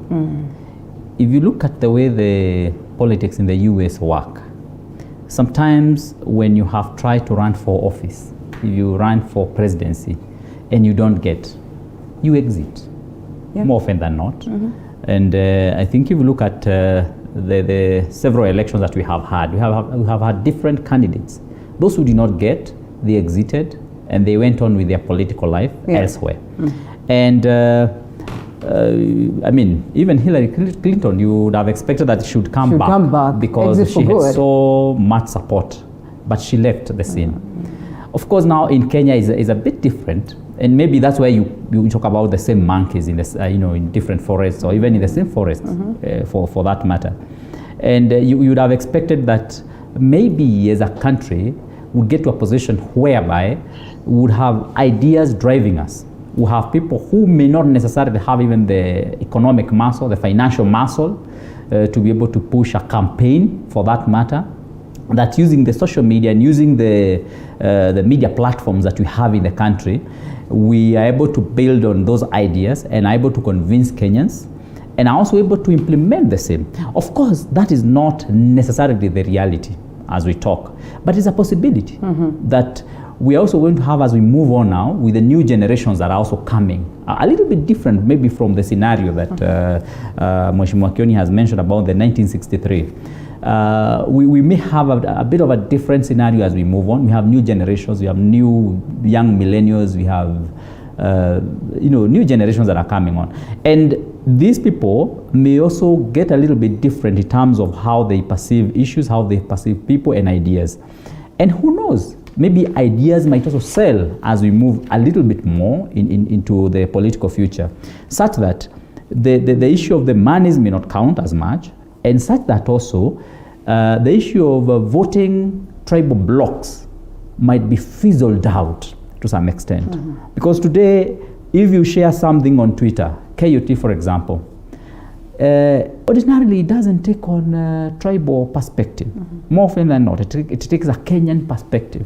And maybe that is telling on how the future is likely to be. I saw a comment also from IMF talking about how the future of financing countries is going to be influenced by also the outcry of the perception of the countrymen of different states. Why is this necessary? It's because today as we talk, the voice of the people somehow has a way of being voiced out and meeting at some center away now from the well-established systems that we have had in the past. In the past we have had the media, but today as we are moving, people will be speaking, I'll be speaking from where I stand, and if I say something that is convincing, it's likely to get support from across the people, across the divide, regardless of the political leaning of people. So that is likely to also sweep politics. So it's important as we are planning, we also have that in mind. That is true, we have had a history. But where we are moving now, we have a different and a totally different landscape as we move forward. So it's important to have that in mind. It's going to influence our politics in future in a very different way. Briefly, Ahmed. Don't say something very important. The infrastructure of our citizens is also very, very important. The human infrastructure in this country is very critical. We can build roads, we can build all kinds of infrastructure, but at the end of the day, it is you and I who have to wake up and have breakfast. We have to send the kids to school with a packed lunch, and we need to have the everyday lives of Kenyans together. If this everyday life thing is not there, then we've really got to go back to the drawing board and say, Is the government of the people, by the people, and for the people working for the individual citizen? Because this system, the political systems that we have, are supposed to produce security for you when you come here from your home and come to work as a woman, as a citizen. It's supposed to produce 3 square meals for our citizens. And you know that 85% of the population of this country is working on $1 a day. It's supposed to end poverty in Mount Kenya. Everybody keeps talking about Mount Kenya being in State House every day. But if you go to Central Province, you'll be shocked at the levels of poverty that are in that place. And the amount of wealth that is produced that is not reaching the people.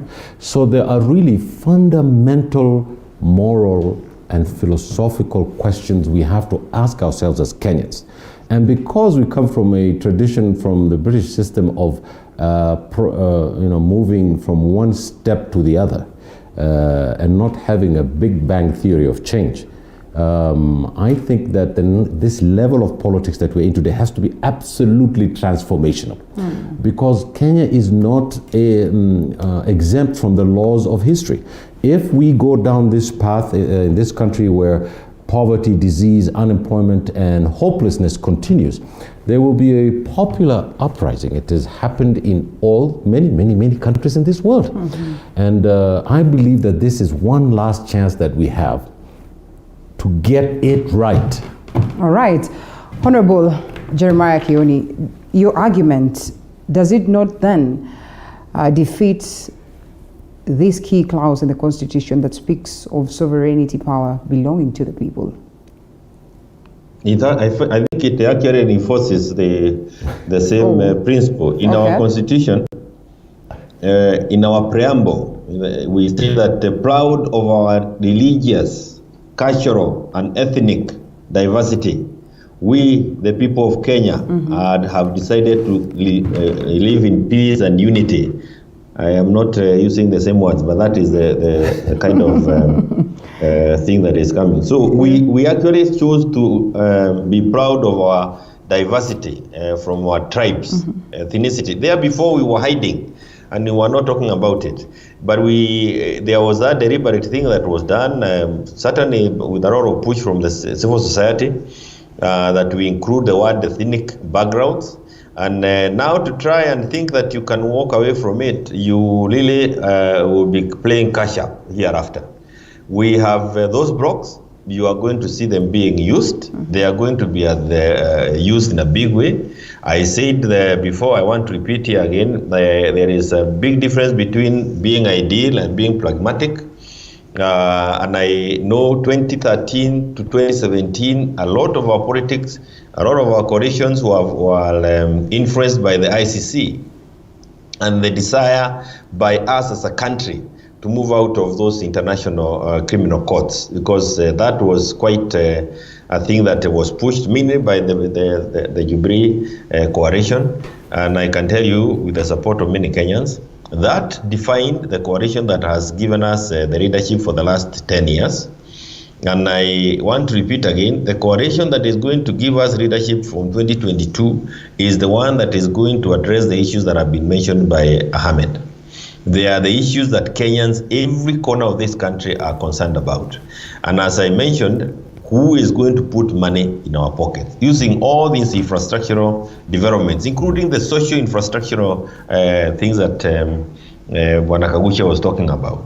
And I want to say this, that you are going to see people coming, and I had to ask, you are going to see people coming together. And that's why I talked about vifaranga ya Moi, vifaranga ya Kibaki na Uhuru na Raila, na vifaranga ya Uhuru na Ruto.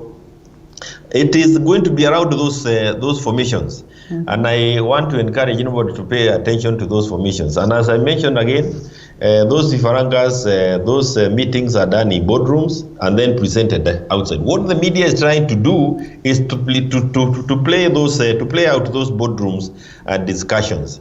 Of course, there is the fear, and I hope nobody is trying to bring this back. The issue of when you talk about Raila and Ruto coming together. One of the things that we must know is that it sets a lot of fears for those who know what 41 against 1 meant. Okay. So that's it's a thing that one has to be very careful about when you try marketing it. And two, let me say this, because I come from the Mount Kenya block, over the years, I think for the time I can remember, we have voted because of fear of this, fear of that, and sometimes fear has been sold to us so that we can be able to vote. I believe this time now, it is not the fear, it is the hope of and the promises of who can deliver, who can put money in our pockets, who can improve our health sector, who can give us better education systems, who can ensure that these poverty levels, and especially in our region, like Ahmed has said, because we have very serious poverty levels in the Mount Kenya region, who is going to help us address those issues? That is the coalition of 2022, and watch this space. Wow, interesting. And I think we can leave it at that. And as we watch I this just want to add one thing. Today, the price of bread in Kenya is 60 shillings. Yes. The price of a 500 ml packet of milk is 65 bob. Yeah. One tomato is 25 shillings. I know these things because I visited my mum in South Sea and we went shopping. The thing about it is, really, and this is a very critical thing, and if people in this country and the government of this country does not get a hold on the prices of food, I think we're headed for a big problem, because we want people to go and one of the major issues about voting is the climate, the atmosphere, and the sense of the sensitivities of the voting public. And if we're going to go to the BBI and we're going to go through a referendum and we're going to go to an election, the government has got to get a hold on the issues of the food economy, because Kenyans are sick and tired of being sick and tired, to be quite honest. Right. And it is moved up not from the 80% of the population in this country that are living on $1 a day. So middle class communities, estate communities. If you go to my constituency here that I'm vying for, Nairobi West, you will see women with Subarus who have opened their hatchbacks and are selling tomatoes. Yeah. How can, There is a serious problem in this country and someone needs to get a handle on it. And if we don't get a handle on it, we're going to have problems, and the BBI will get lost, the referendum will get lost, what we want to do will get lost, and there needs to be some vision in government about getting a handle on what's going on in the economy and how people are feeling about their lives, everyday lives. It's very important. But you know, hopefully, yes. I think sometimes we as leaders are also a bit hypocritical, and we don't seem to address the issues as they are. You know, Ahmed here says that he now knows the price of bread and milk because he recently visited his mother and they did shopping. Ahmed, I want to inform you that Kenyans are going through that on a day-to-day basis. I personally go to the supermarket or even to the shop quite often, and I know Kenyans are suffering for sure, and you know they have little Have you played back the tape back to him so that he can hear what I said? All right. Because he's misquoting me. I'd really like you to do that. Not even just in the supermarkets.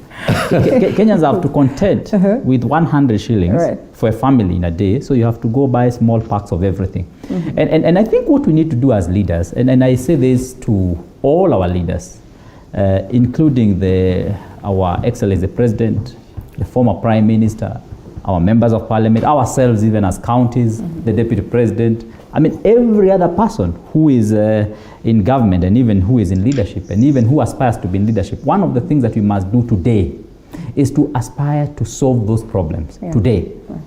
Let us solve problems for Kenyans today.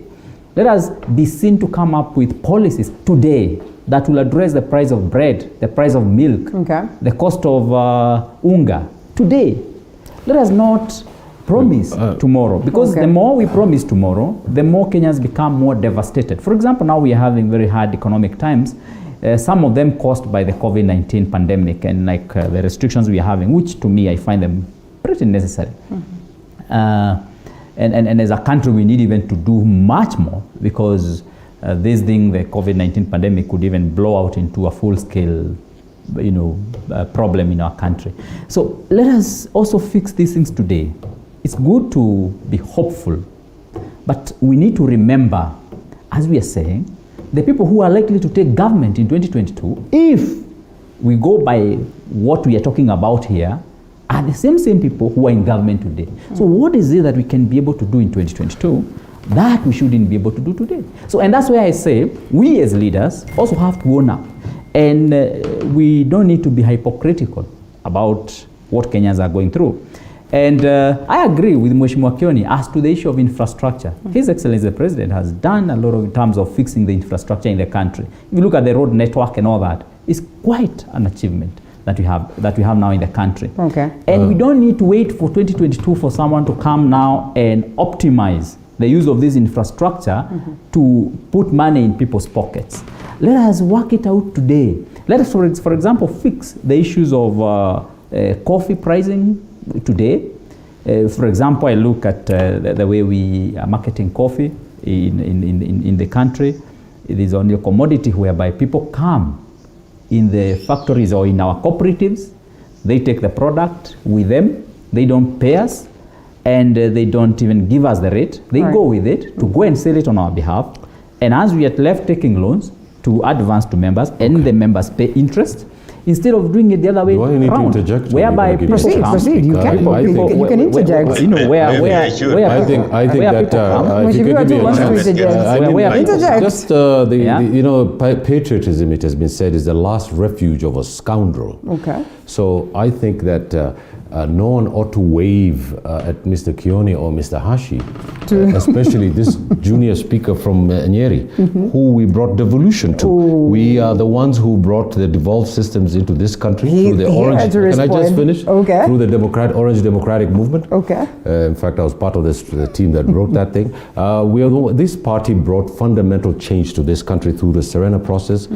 Much of the freedoms that were being enjoyed by the speaker put people in the second and the third, so-called third liberation, put their lives on the line to bring those things. So I know what the price of bread and tea is, because in my constituency, there's a huge slum settlements. There are people who live under the poverty line, and there's some people who are on the wealth, on the higher wealth gap.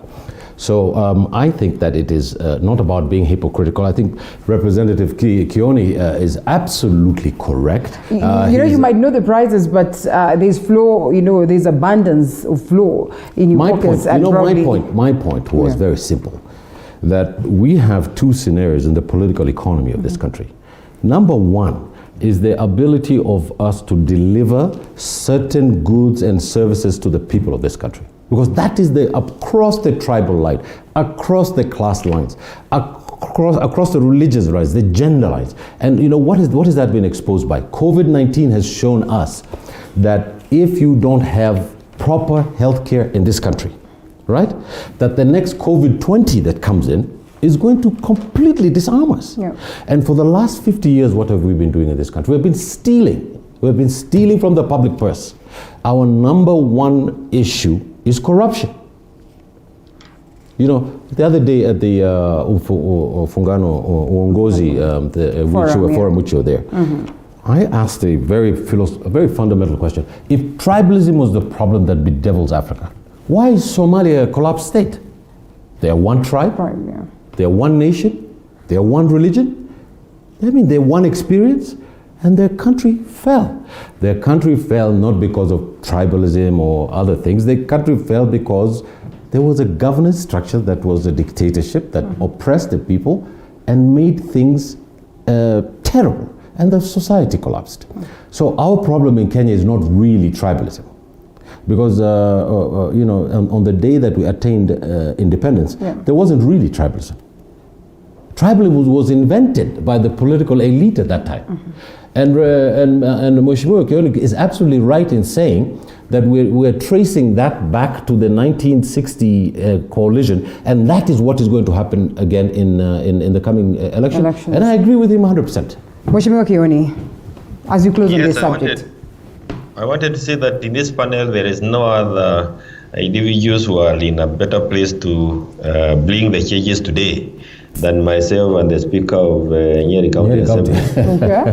And certainly the Speaker, because as the Speaker, he can actually determine the direction the legislation takes within Nyeri, so that the people of Nyeri have a better economic outcome than they are having today. So other than perhaps even saying what we should do, it is to do it. And I can tell you, on top of there are many other things that we need to address today, is the wanton auctioning of matatus that is happening today in our country. And those matatus are being auctioned without regard to the fact that the owners had paid all the necessary insurance policies. They have gone as per the law. So we see the matatus being sold just because some cartels have decided to do the same. The Insurance Regulatory Authority is not doing anything, and we will be calling them to book in a short while. We have also the people in the transport industry using lorries who are being exploited by the weighbridge farers, who have come together with individuals. Both Kenya and the weighbridge are really working together to bring down some businessmen down. These are issues that I agree we need to address them today. So that the lives of Kenyans, at least even when we are coming to 2022, tuwakute hai, kwa sababu if we don't do that, they easily have collapsed. You know, Mheshimiwa Kioni, if I can just interject, just a point. Kioni, just add to you. I'm adding something of value to you. You know, Nyeri was the heartland of the Mau Mau struggle. Yes. They contributed disproportionately to this country's liberation. And my uncle was one of the leaders who was put in with the Kapenguria 6. He was supplying arms to people in Nyeri who had bought guns in Egypt. And Mr. Kioni is absolutely right in saying that 50 years after independence, the Speaker of Nyeri ought to tell the people of Nyeri County, they fought for this country. They brought liberation to this country. And they need to be paid back. Fruits. Okay. And I'll be getting him on that in a short while. This is an issue that I want to pick up different. But I also wanted to acknowledge what the speaker was saying. In between now and elections time, truth be told, what Uhuru has been trying to say is that please come back to the table. Let us deliver on the promises we made to Kenyans. Stop politicking too early. And I believe that the speaker was not part of the team that was moving around tagaring everywhere and making it difficult for us to deliver. Shots fired, all right. And I want to say that, but as we come nearer the elections, it's Frederick Fire. He's a good guy. He's working hard in Nyeri, but we need to do to deliver on our promises. But what I want to say is that as we get towards September, October, then of course we now get into the campaigns, and that's why we keep talking about 2022, because there will be very little room left for people to deliver on anything that they have promised. And but I believe we still can do much between now and September, October. I personally think we should allow campaigns to kick in February, March next year. Certainly after we've done the BBI and we have done the electorals are in place, so that even if you're running for a position, you know which position are you running for. Where is it going to be? What is the influence that it's going to have in the governance of this structure? How do you fit in that bill or in that kind of a slot? So I believe there are a couple of things that we need to deal with. Of course, unfortunately, we have the COVID that has really devastated the lives of these Kenyans. Today, what Kenyans are asking is, when are we doing away with the curfew and the lockdown? Again, an issue that we need to help the president deliver also, because I'm sure he's also not happy with this COVID maneno. But I can say that myself and others have been in discussions, and the coalitions that you are seeing in the media have nothing to do with what is happening behind there. Boardroom coalitions have nothing to do with undermining democracy. They actually fortified democracy. What brought the speaker? All right. Speaking of boardroom, and now that you really are having the media, it's what brought the speaker to power is a boardroom platform for those boardroom negotiations. Absolutely. All right, well, let's speak about Garissa then in this case. Speaker, they say it is the boardroom negotiation that brought you to power. And I mean, such is probably happening. I don't know whether this is considered as boardroom negotiation or traditional mechanism for getting to nominate political leaders, you know. And I just want to say something about that before I give it to my learned friend next. This negotiated stuff is absolute nonsense. Negotiated democracy. There's no such thing as a negotiated democracy. It's rubbish. I'm a political economist and I've read all these things. This is just don't turn around so fast. No. Just from when we no. You see, the negotiated. I mean, he just agreed to that for a moment. Let me tell you what it is. It is people sitting down and deciding how people are going to vote at the grassroots. What Mr. Kioni was speaking about was getting people into a boardroom to create the wherewithal to fund a campaign and to go to the people with it. And then there's a very fine distinction between the two. But this negotiated thing, it mostly happens in northern Kenya. Yes. And it's pathetic. It's tantamount to a woman being raped and then elders sitting down in a room and saying, we're going to do something called maslaha. We're going to give 50 camels, or we're going to give money, we're going to get the man to marry that woman. No, this is not acceptable. Okay. The people, at the very heart of democracy is the idea of one man, one woman, one vote. And this idea of elders and traditional leaders trying to get the population to vote a certain way is akin to toppling the government. In French, it's called a coup de grace, like it's a finishing blow. And it's not acceptable.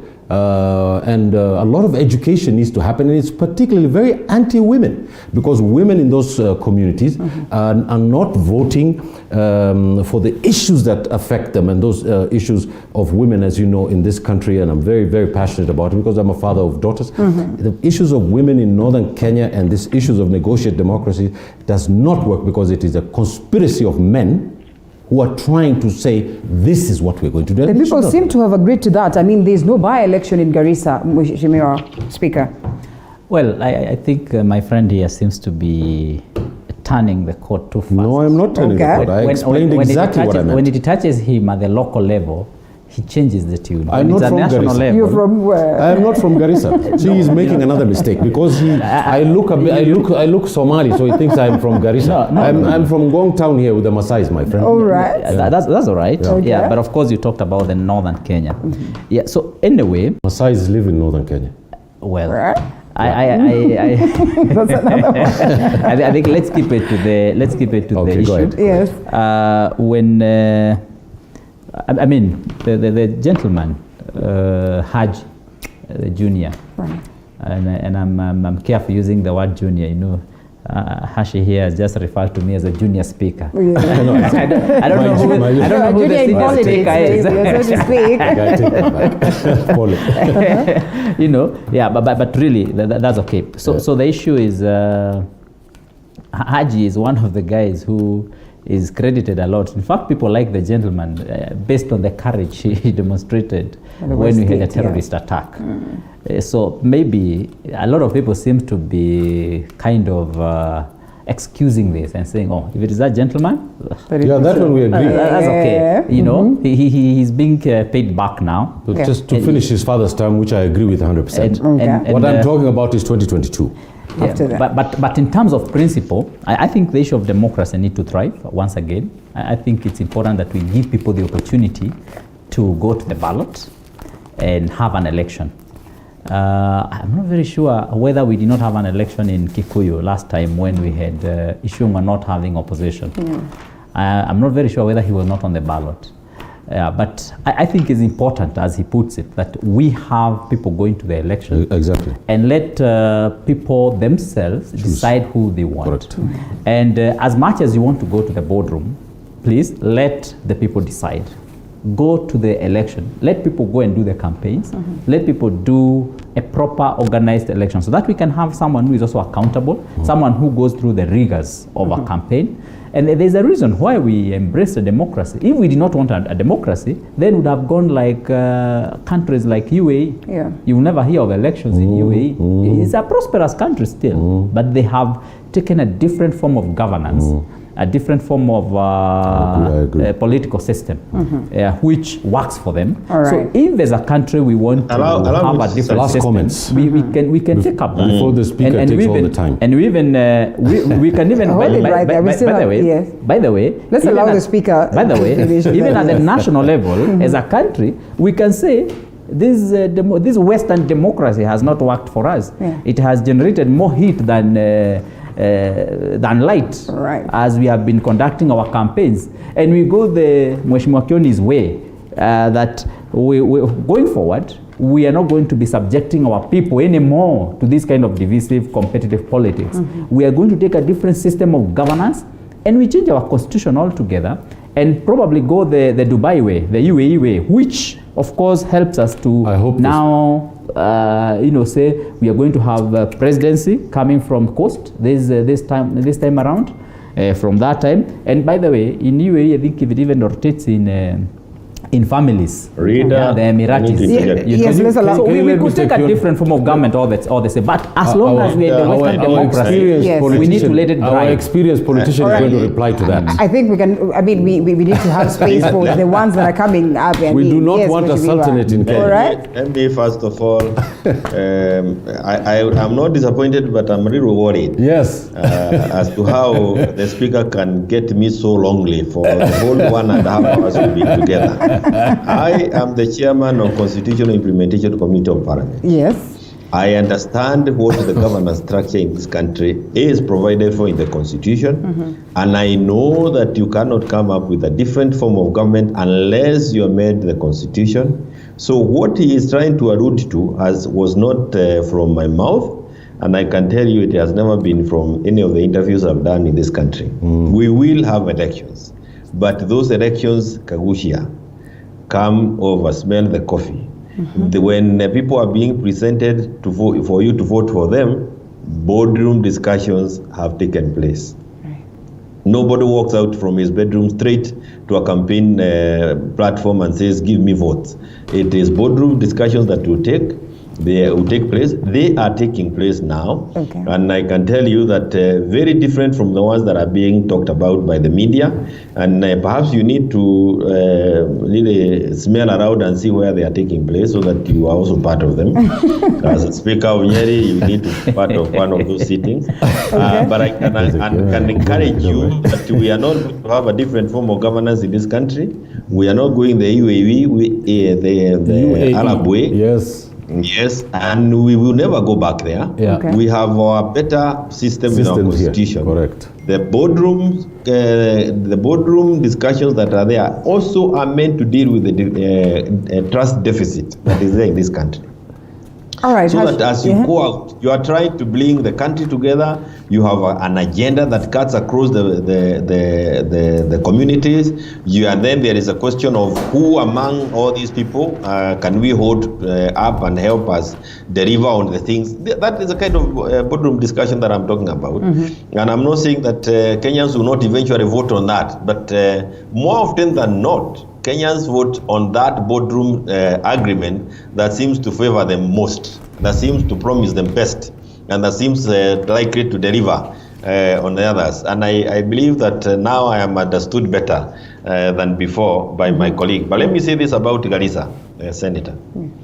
We have only 1.5 years left before the general elections.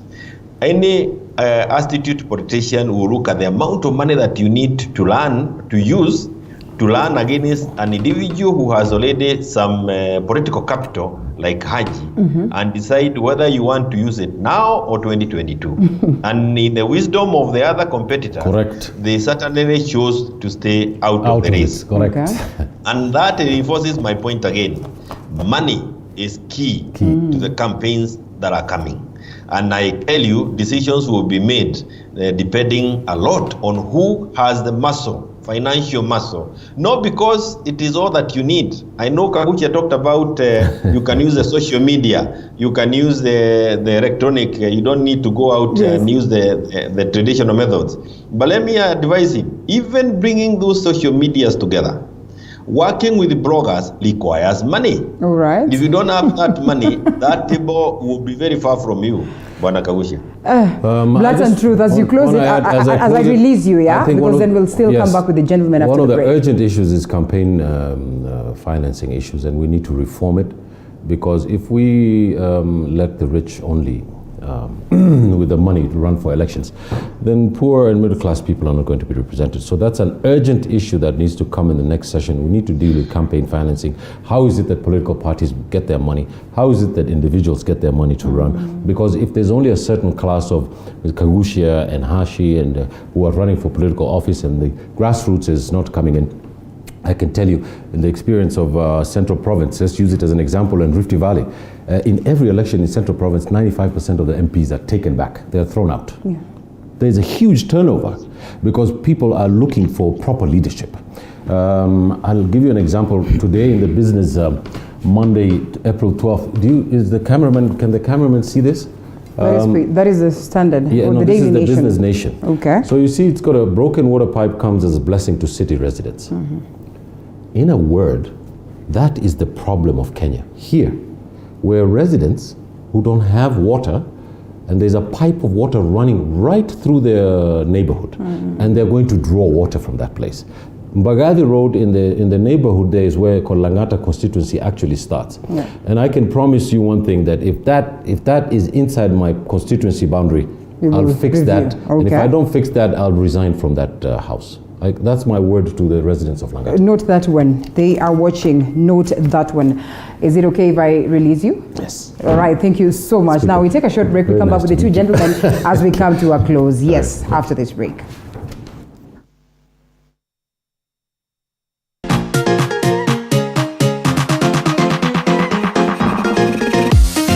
As the country gears up for possible BBI referendum and 2022 general elections, as the salvos enter too familiar territory, William Ruto will serve his 5-year term as the deputy president. Pundits Night is here to give you powerful, thought-provoking political commentaries. The mountain can produce a country. Give Moses Kuria a chance to respond. Let me ask you this. Are you not taking advantage of first my situation? You talk about the people with the ultimate power. Kikuyus will vote for somebody from outside their community to be the next president of this country. We talk to the newsmakers, the opinion shapers, and the pundits. Fair enough. I believe that part so that I as we dissect everything you need to know to make an informed decision.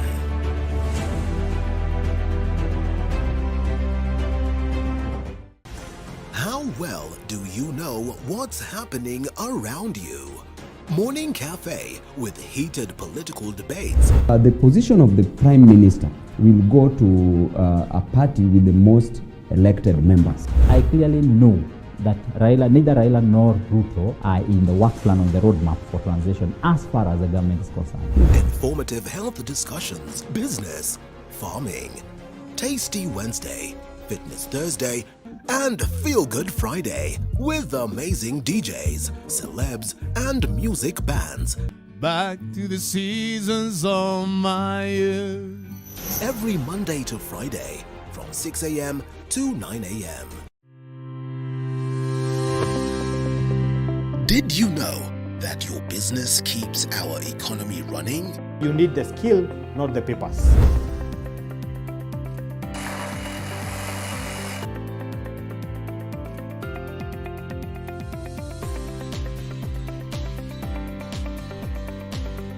Always tell yourselves, one day at a time. You can't do everything under one roof. Over time, I've had to realize that good things take time. The Grind, every Monday at 7:30 p.m.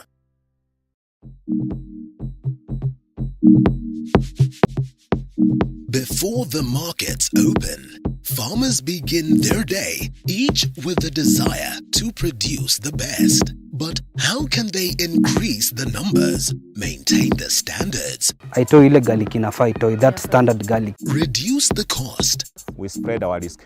And yet remain the best. Kilimo Diaries, every Sunday when the clock hits 7:30 p.m.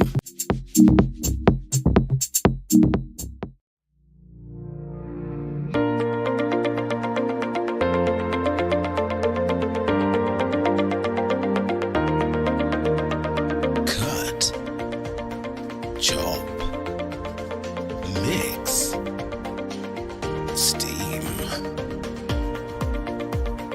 grill, fry.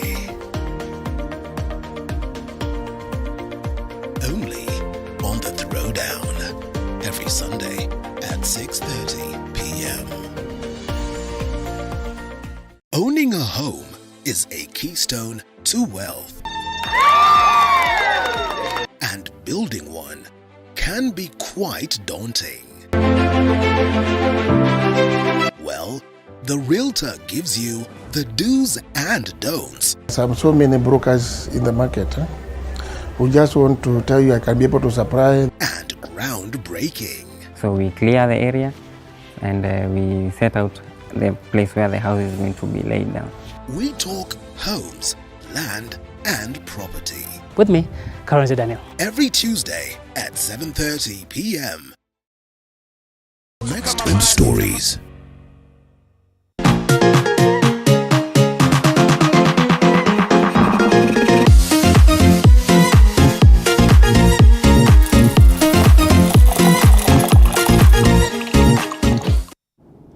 And it's all systems go in the search for Kenya's next CJ as JSC begins interviews today. I'd love to loop in the two gentlemen left with me this morning in studio, Honorable Kagucia and Honorable Jeremiah Kioni, in regards to this. I know there's really nothing much that we can talk about this, but then again, we understand how crucial the vetting processes are at a point where we see the exit of CJ Maraga, leaving the judiciary at a state of limbo, though also his term was considered as one of, a kind in comparison to what has played out on, during the times of his predecessors, and also at a time when, yes, he had the power, the CJ had the power to proceed, annul an election, something that was considered historic across the world, and therefore coming at a phase also where there's been a hiccup between the executive and the judiciary, such has been painted. Would love to know what will be the role of the next CJ, aside from what it is that has been enshrined in the Constitution. What task, awaits them, and who is this one individual who will fit the bill of becoming the next CJ? Still with me, like I said, Honorable Kagucia and Honorable Jeremiah Kioni. Coming to you, Speaker. The search is on today, but then again comes along with a lot of hiccups in regards to the existence of Olive Mugenda as a person who sits at the level of the JSC. Lots of questions being raised as to that. I mean, the numerous individuals that have presented their papers, no judge at the level of the Supreme Court presented their own interest on this one. What are your expectations? Yeah, first of all, it's important for us to explain to our viewers on the process of how we get a CJ, and to say that this is provided for in the Constitution in Article 166, and it gives us the procedure how we are going to get the Chief Justice who comes into place once the other one has retired or has resigned or has left office for one reason or another. And for the benefit of our viewers, once again, the Chief Justice will have to go through these interviews that are going to be conducted by the JSC. And we expect, of course, that they're going to be public so that the public can participate. And also, is expected that the public will petition, as they have already started doing, including the members who are going to be interviewed. They petition the JSC on different matters, sometimes on the process, other times on support of candidates, other times to negate even the certain candidates, and that is all allowed by law. And eventually, once this very rigorous process comes to an end, then the JSC will recommend a candidate to the president, who will then appoint, and after the appointment, he will then forward this candidate to the National Assembly for approval. And so it's quite a rigorous process. So the person who becomes the next CJ is a person who is going to have gone through all these processes. Yeah. It's not really a simple process, so to say. Now, we have had issues raised as to the issue of chairmanship of the deputy CJ, who was also left as the acting CJ. You know, there has been a lot of push and pull. A court in I think High Court in Meru did declare that the Deputy Chief Justice Philomena Mwilu was not fit to be the acting Chief Justice. And we have had a lot of push and pull. I have seen Murgur also raised questions as to the independence of the Deputy Chief Justice, pertaining the relationship they have, the professional relationship we have with one of the candidates. So he raised that as a conflict of interest. So there seems to be a lot of push and pull. And for me, I'm not surprised when the Professor Mugenda then finds herself being settled on as a compromise chair, who then chairs this process. And for me, Professor Mugenda is a person of high standing. She is a person who is known to be no nonsense. She's a person who is a stickler to laws and to procedure. She's a person who is known to have a very objective mind when it comes to some of these issues. And she is a person who is known also to recruit the best to drive institutions forward, looking by how she did conduct herself in Kenyatta University, where she lifted that university from the level that it was to a very high level. And so for me, I think we can't have a better chair than Professor Mugenda. And again, of course, where we're also talking of the women power, although this is a JSC thing, we seem to have quite a bit of women. In this case, I don't know, maybe women are more trustworthy and they are going to give us more justice. So we have Amadi, who is the secretary. We have, of course, now Professor Mugenda. We have on this other side, Philomena Mwilu, very powerful women. And I expect that she's going to deliver in a big way. Mheshimiwa. We have 3 years of government. And this is something known by Kenyans now.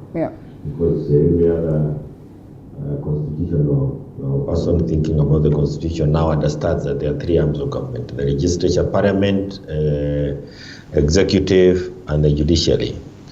We have people elected or voted for every 5 years in parliament, and also every 5 years we have a section of the executive being vetted by Kenyans every 5 years through the electoral process.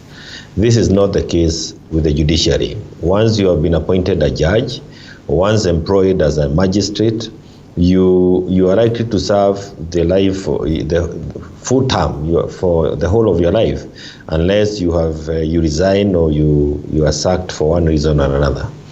And the sacking process is not something that can be done easily. Why am I saying all this? Because when we talk about the sovereignty of Kenyans in our constitution, it is sovereignty of all institutions. And one of the institutions that seems to be very far from the sovereignty of Kenyans is the judiciary. It is for this reason that I believe that even as we go through picking our new CJ, we need to pay attention to what has happened in the past. We had Justice Mutunga, who was our first Chief Justice at our new constitution. And many of us feared that he was likely to be, too of an activist. But he surprised most of us, if not all of us, perhaps not President Kibaki, by the way he conducted the affairs of the judiciary, and his making justice available to Kenyans, ensuring that the court was open to Kenyans. He even created an office of an ombudsman under his office, and it is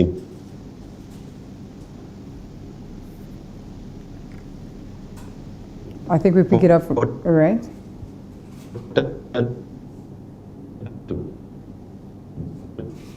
Well, we try, as we try and fix the audio. It's not very clear. Maybe.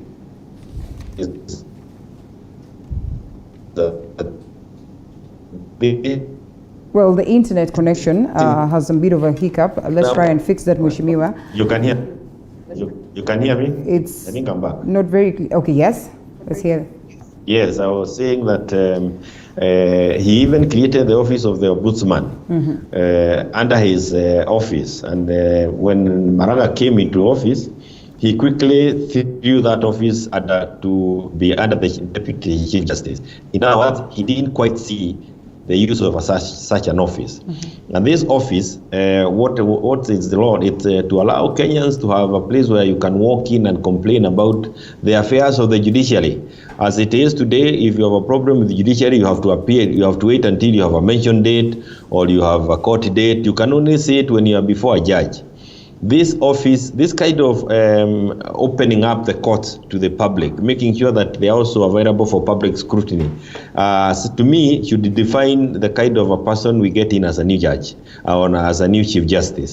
The process of doing it, I know it will be done by the GSC. Kenyans may not be quite keen on it, but if there is any Kenyan who has an issue with any of the judges who wants to become a Chief Justice, again, this is a good opportunity for them to come and say, no, remember this guy handled my case at this place in the country, and he did X, Y, Z, and I think that was not right. That is a very important process for us.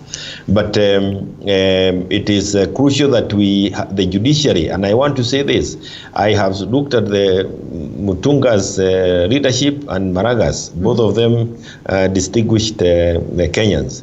But I thought that during Maraga's time, it was more of obstructing than facilitating. And I have heard Abdi Nasir describe him in harsher words. I don't want to go through that route. But the judiciary should equally be implementing the constitution, leading it together with the other arms of government, not being seen like they are the obstacle. They are the ones stopping what one arm would want to do as opposed to the other. While they are separate arms of government, it is only sensible that we expect them to work together so that we can be able to improve the lives of Kenyans. But when one becomes a permanent obstacle, a permanent no-go, like it was with Maraga, I believe that even at that given point, that institution needed to examine itself. And I believe that the next Chief Justice will certainly not want to perform better than it was done by Maraga. And certainly, the office of the Ombudsman is an office that I believe would be useful to any Chief Justice. I don't know whether you'd want to allow me to sneak out also at this point, but that's my take on these issues on the judiciary. All right, thank you. As I allow you to sneak out, maybe just to loop in Mheshimiwa, Honorable Jeremiah Kioni speaks of, a scenario where the Maraga led system, was more of distracting the roles of the other arms of government, obstructing what it is they are supposed to do.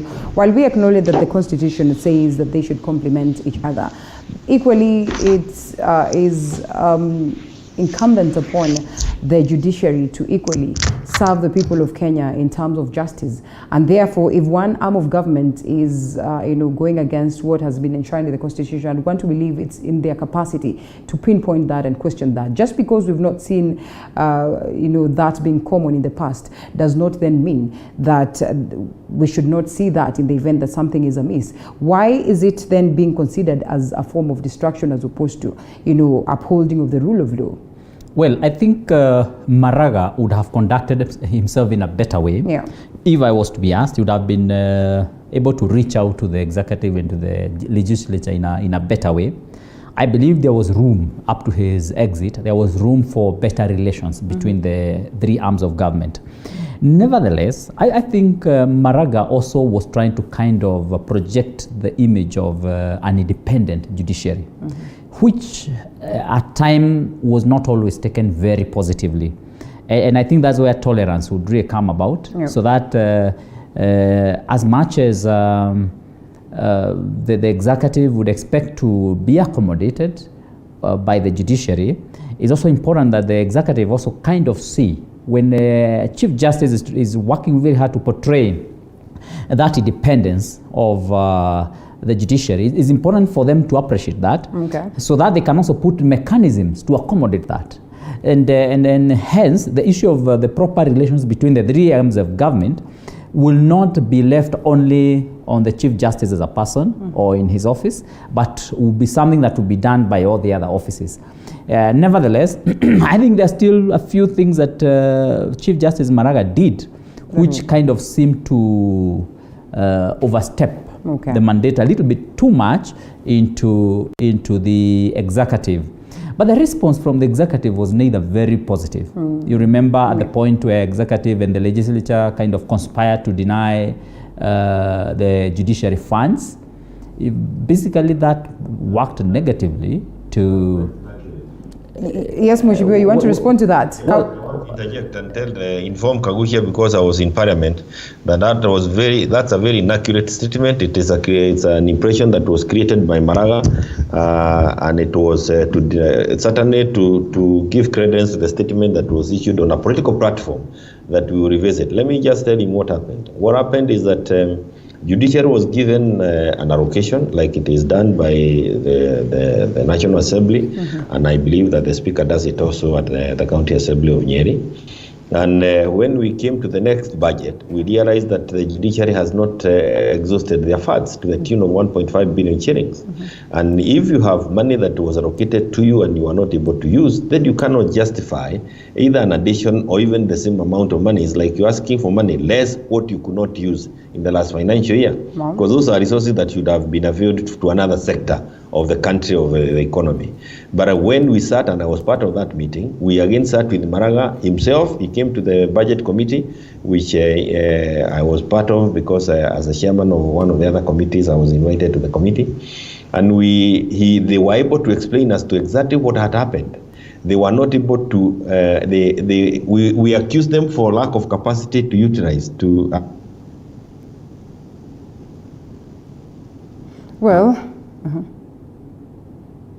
That's interesting one, because I mean on several occasions we also had the judiciary complaining that they've not been able to execute justice because they lack funds.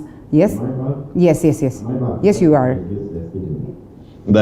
Sorry for this. I wanted to say that what happened is that it's not that they didn't have the capacity, but it's the procurement procedure that was too lengthy for them, such that by the time they were now concluding on who to procure, the financial year came to an end, and we found them still in their books with 1.5 billion shillings. When they explained that, the whole amount of money was given back to the judiciary to use. That explanation was not given to Kenyans, and the false narrative that the Speaker of Nyeri has continued as is normal to find its space. But that is, there was no conspiracy between the executive and the parliament to hit at the judiciary. That was not the case, and I can tell you. In my capacity, but I think I just want to clarify on that, because I think it's really not a false narrative. What happens sometimes is that you could be having money in your books that you have not used, but the money may not also have been availed to you to use. Because today, because like now, I know like counties now we are suffering. We are not able to implement projects, yet we have so much money in our books, but we don't have the hard cash. So we can be able to implement that. I remember at some point, I'm on record, once at some point when we had an open day in Nyeri County, I remember actually urging the legislature and the executive to kindly facilitate and fast track funding for judiciary. And I'm saying this because, well, I would not want to go much to a lot of details, but I can tell you, Mheshimiwa Kioni, we have had problems at the local level, and you can see the judges and the magistrates and the judiciary at the local level struggle even to raise funds for fuel for their vehicles. I know at some point there has been intervention for them. Maybe they have a major function, they have something they want to do, and they can't get their vehicles off the garage. And they have to now seek support from other government departments from across the county. So I don't want to get so much into that details, but the truth of the matter is there were issues, indeed. There were issues between the relationship that we had between CJ Maraga and the president and also the legislature. And what we can hope is that the new CJ who comes on board is going to have a better diplomatic approach to issues, and that as they seek to portray and to project the image of independence, and in fact as they become independent of the other arms of government, they will still to do work very hard to have another team that also does a lot of diplomacy in between the, those other arms of government, because that's what is required, so that they still meet their objective as much as they still get diplomatic relations with these other negotiations with these other arms of government, so that we don't have a situation like we had before, because someone also standing their ground and never ceding their ground at all to the detriment of other services that are being delivered also, is also not very good. So it's important that as we move forward, as we get new CJ, they are going to have the wider picture, the deeper thinking about the judiciary, not just the office of the CJ, but also that magistrate who is in a law court in a remote area who needs facilitation. And all that is required to be looked at very seriously. Thank you. Mheshimiwa, as you close. Yes, that one thing, there's a huge difference between denying an institution funds and there not being resources because we don't have revenue. And I think what the speaker is confusing is mixing up the two. When the counties have not received their resources, certainly a lot of it has a lot to do with the correction of revenue, and this was not the case with the issue of the judiciary, and I have made that clarification. And I do not believe that you can be able to say otherwise when I sat in those meetings and I'm giving you something that is factual. It's on the Hansard, and it's not good to continue with a false narrative. I think going forward, the judiciary will need to ensure that like my colleagues have said, that they work together. When you work together, you do not compromise your independence. It is working together so that you can serve the Kenyans, because each one of us who has a position of authority or who has been given some leadership responsibility can only be useful to himself and to Kenyans if you deliver on the mandate of that office.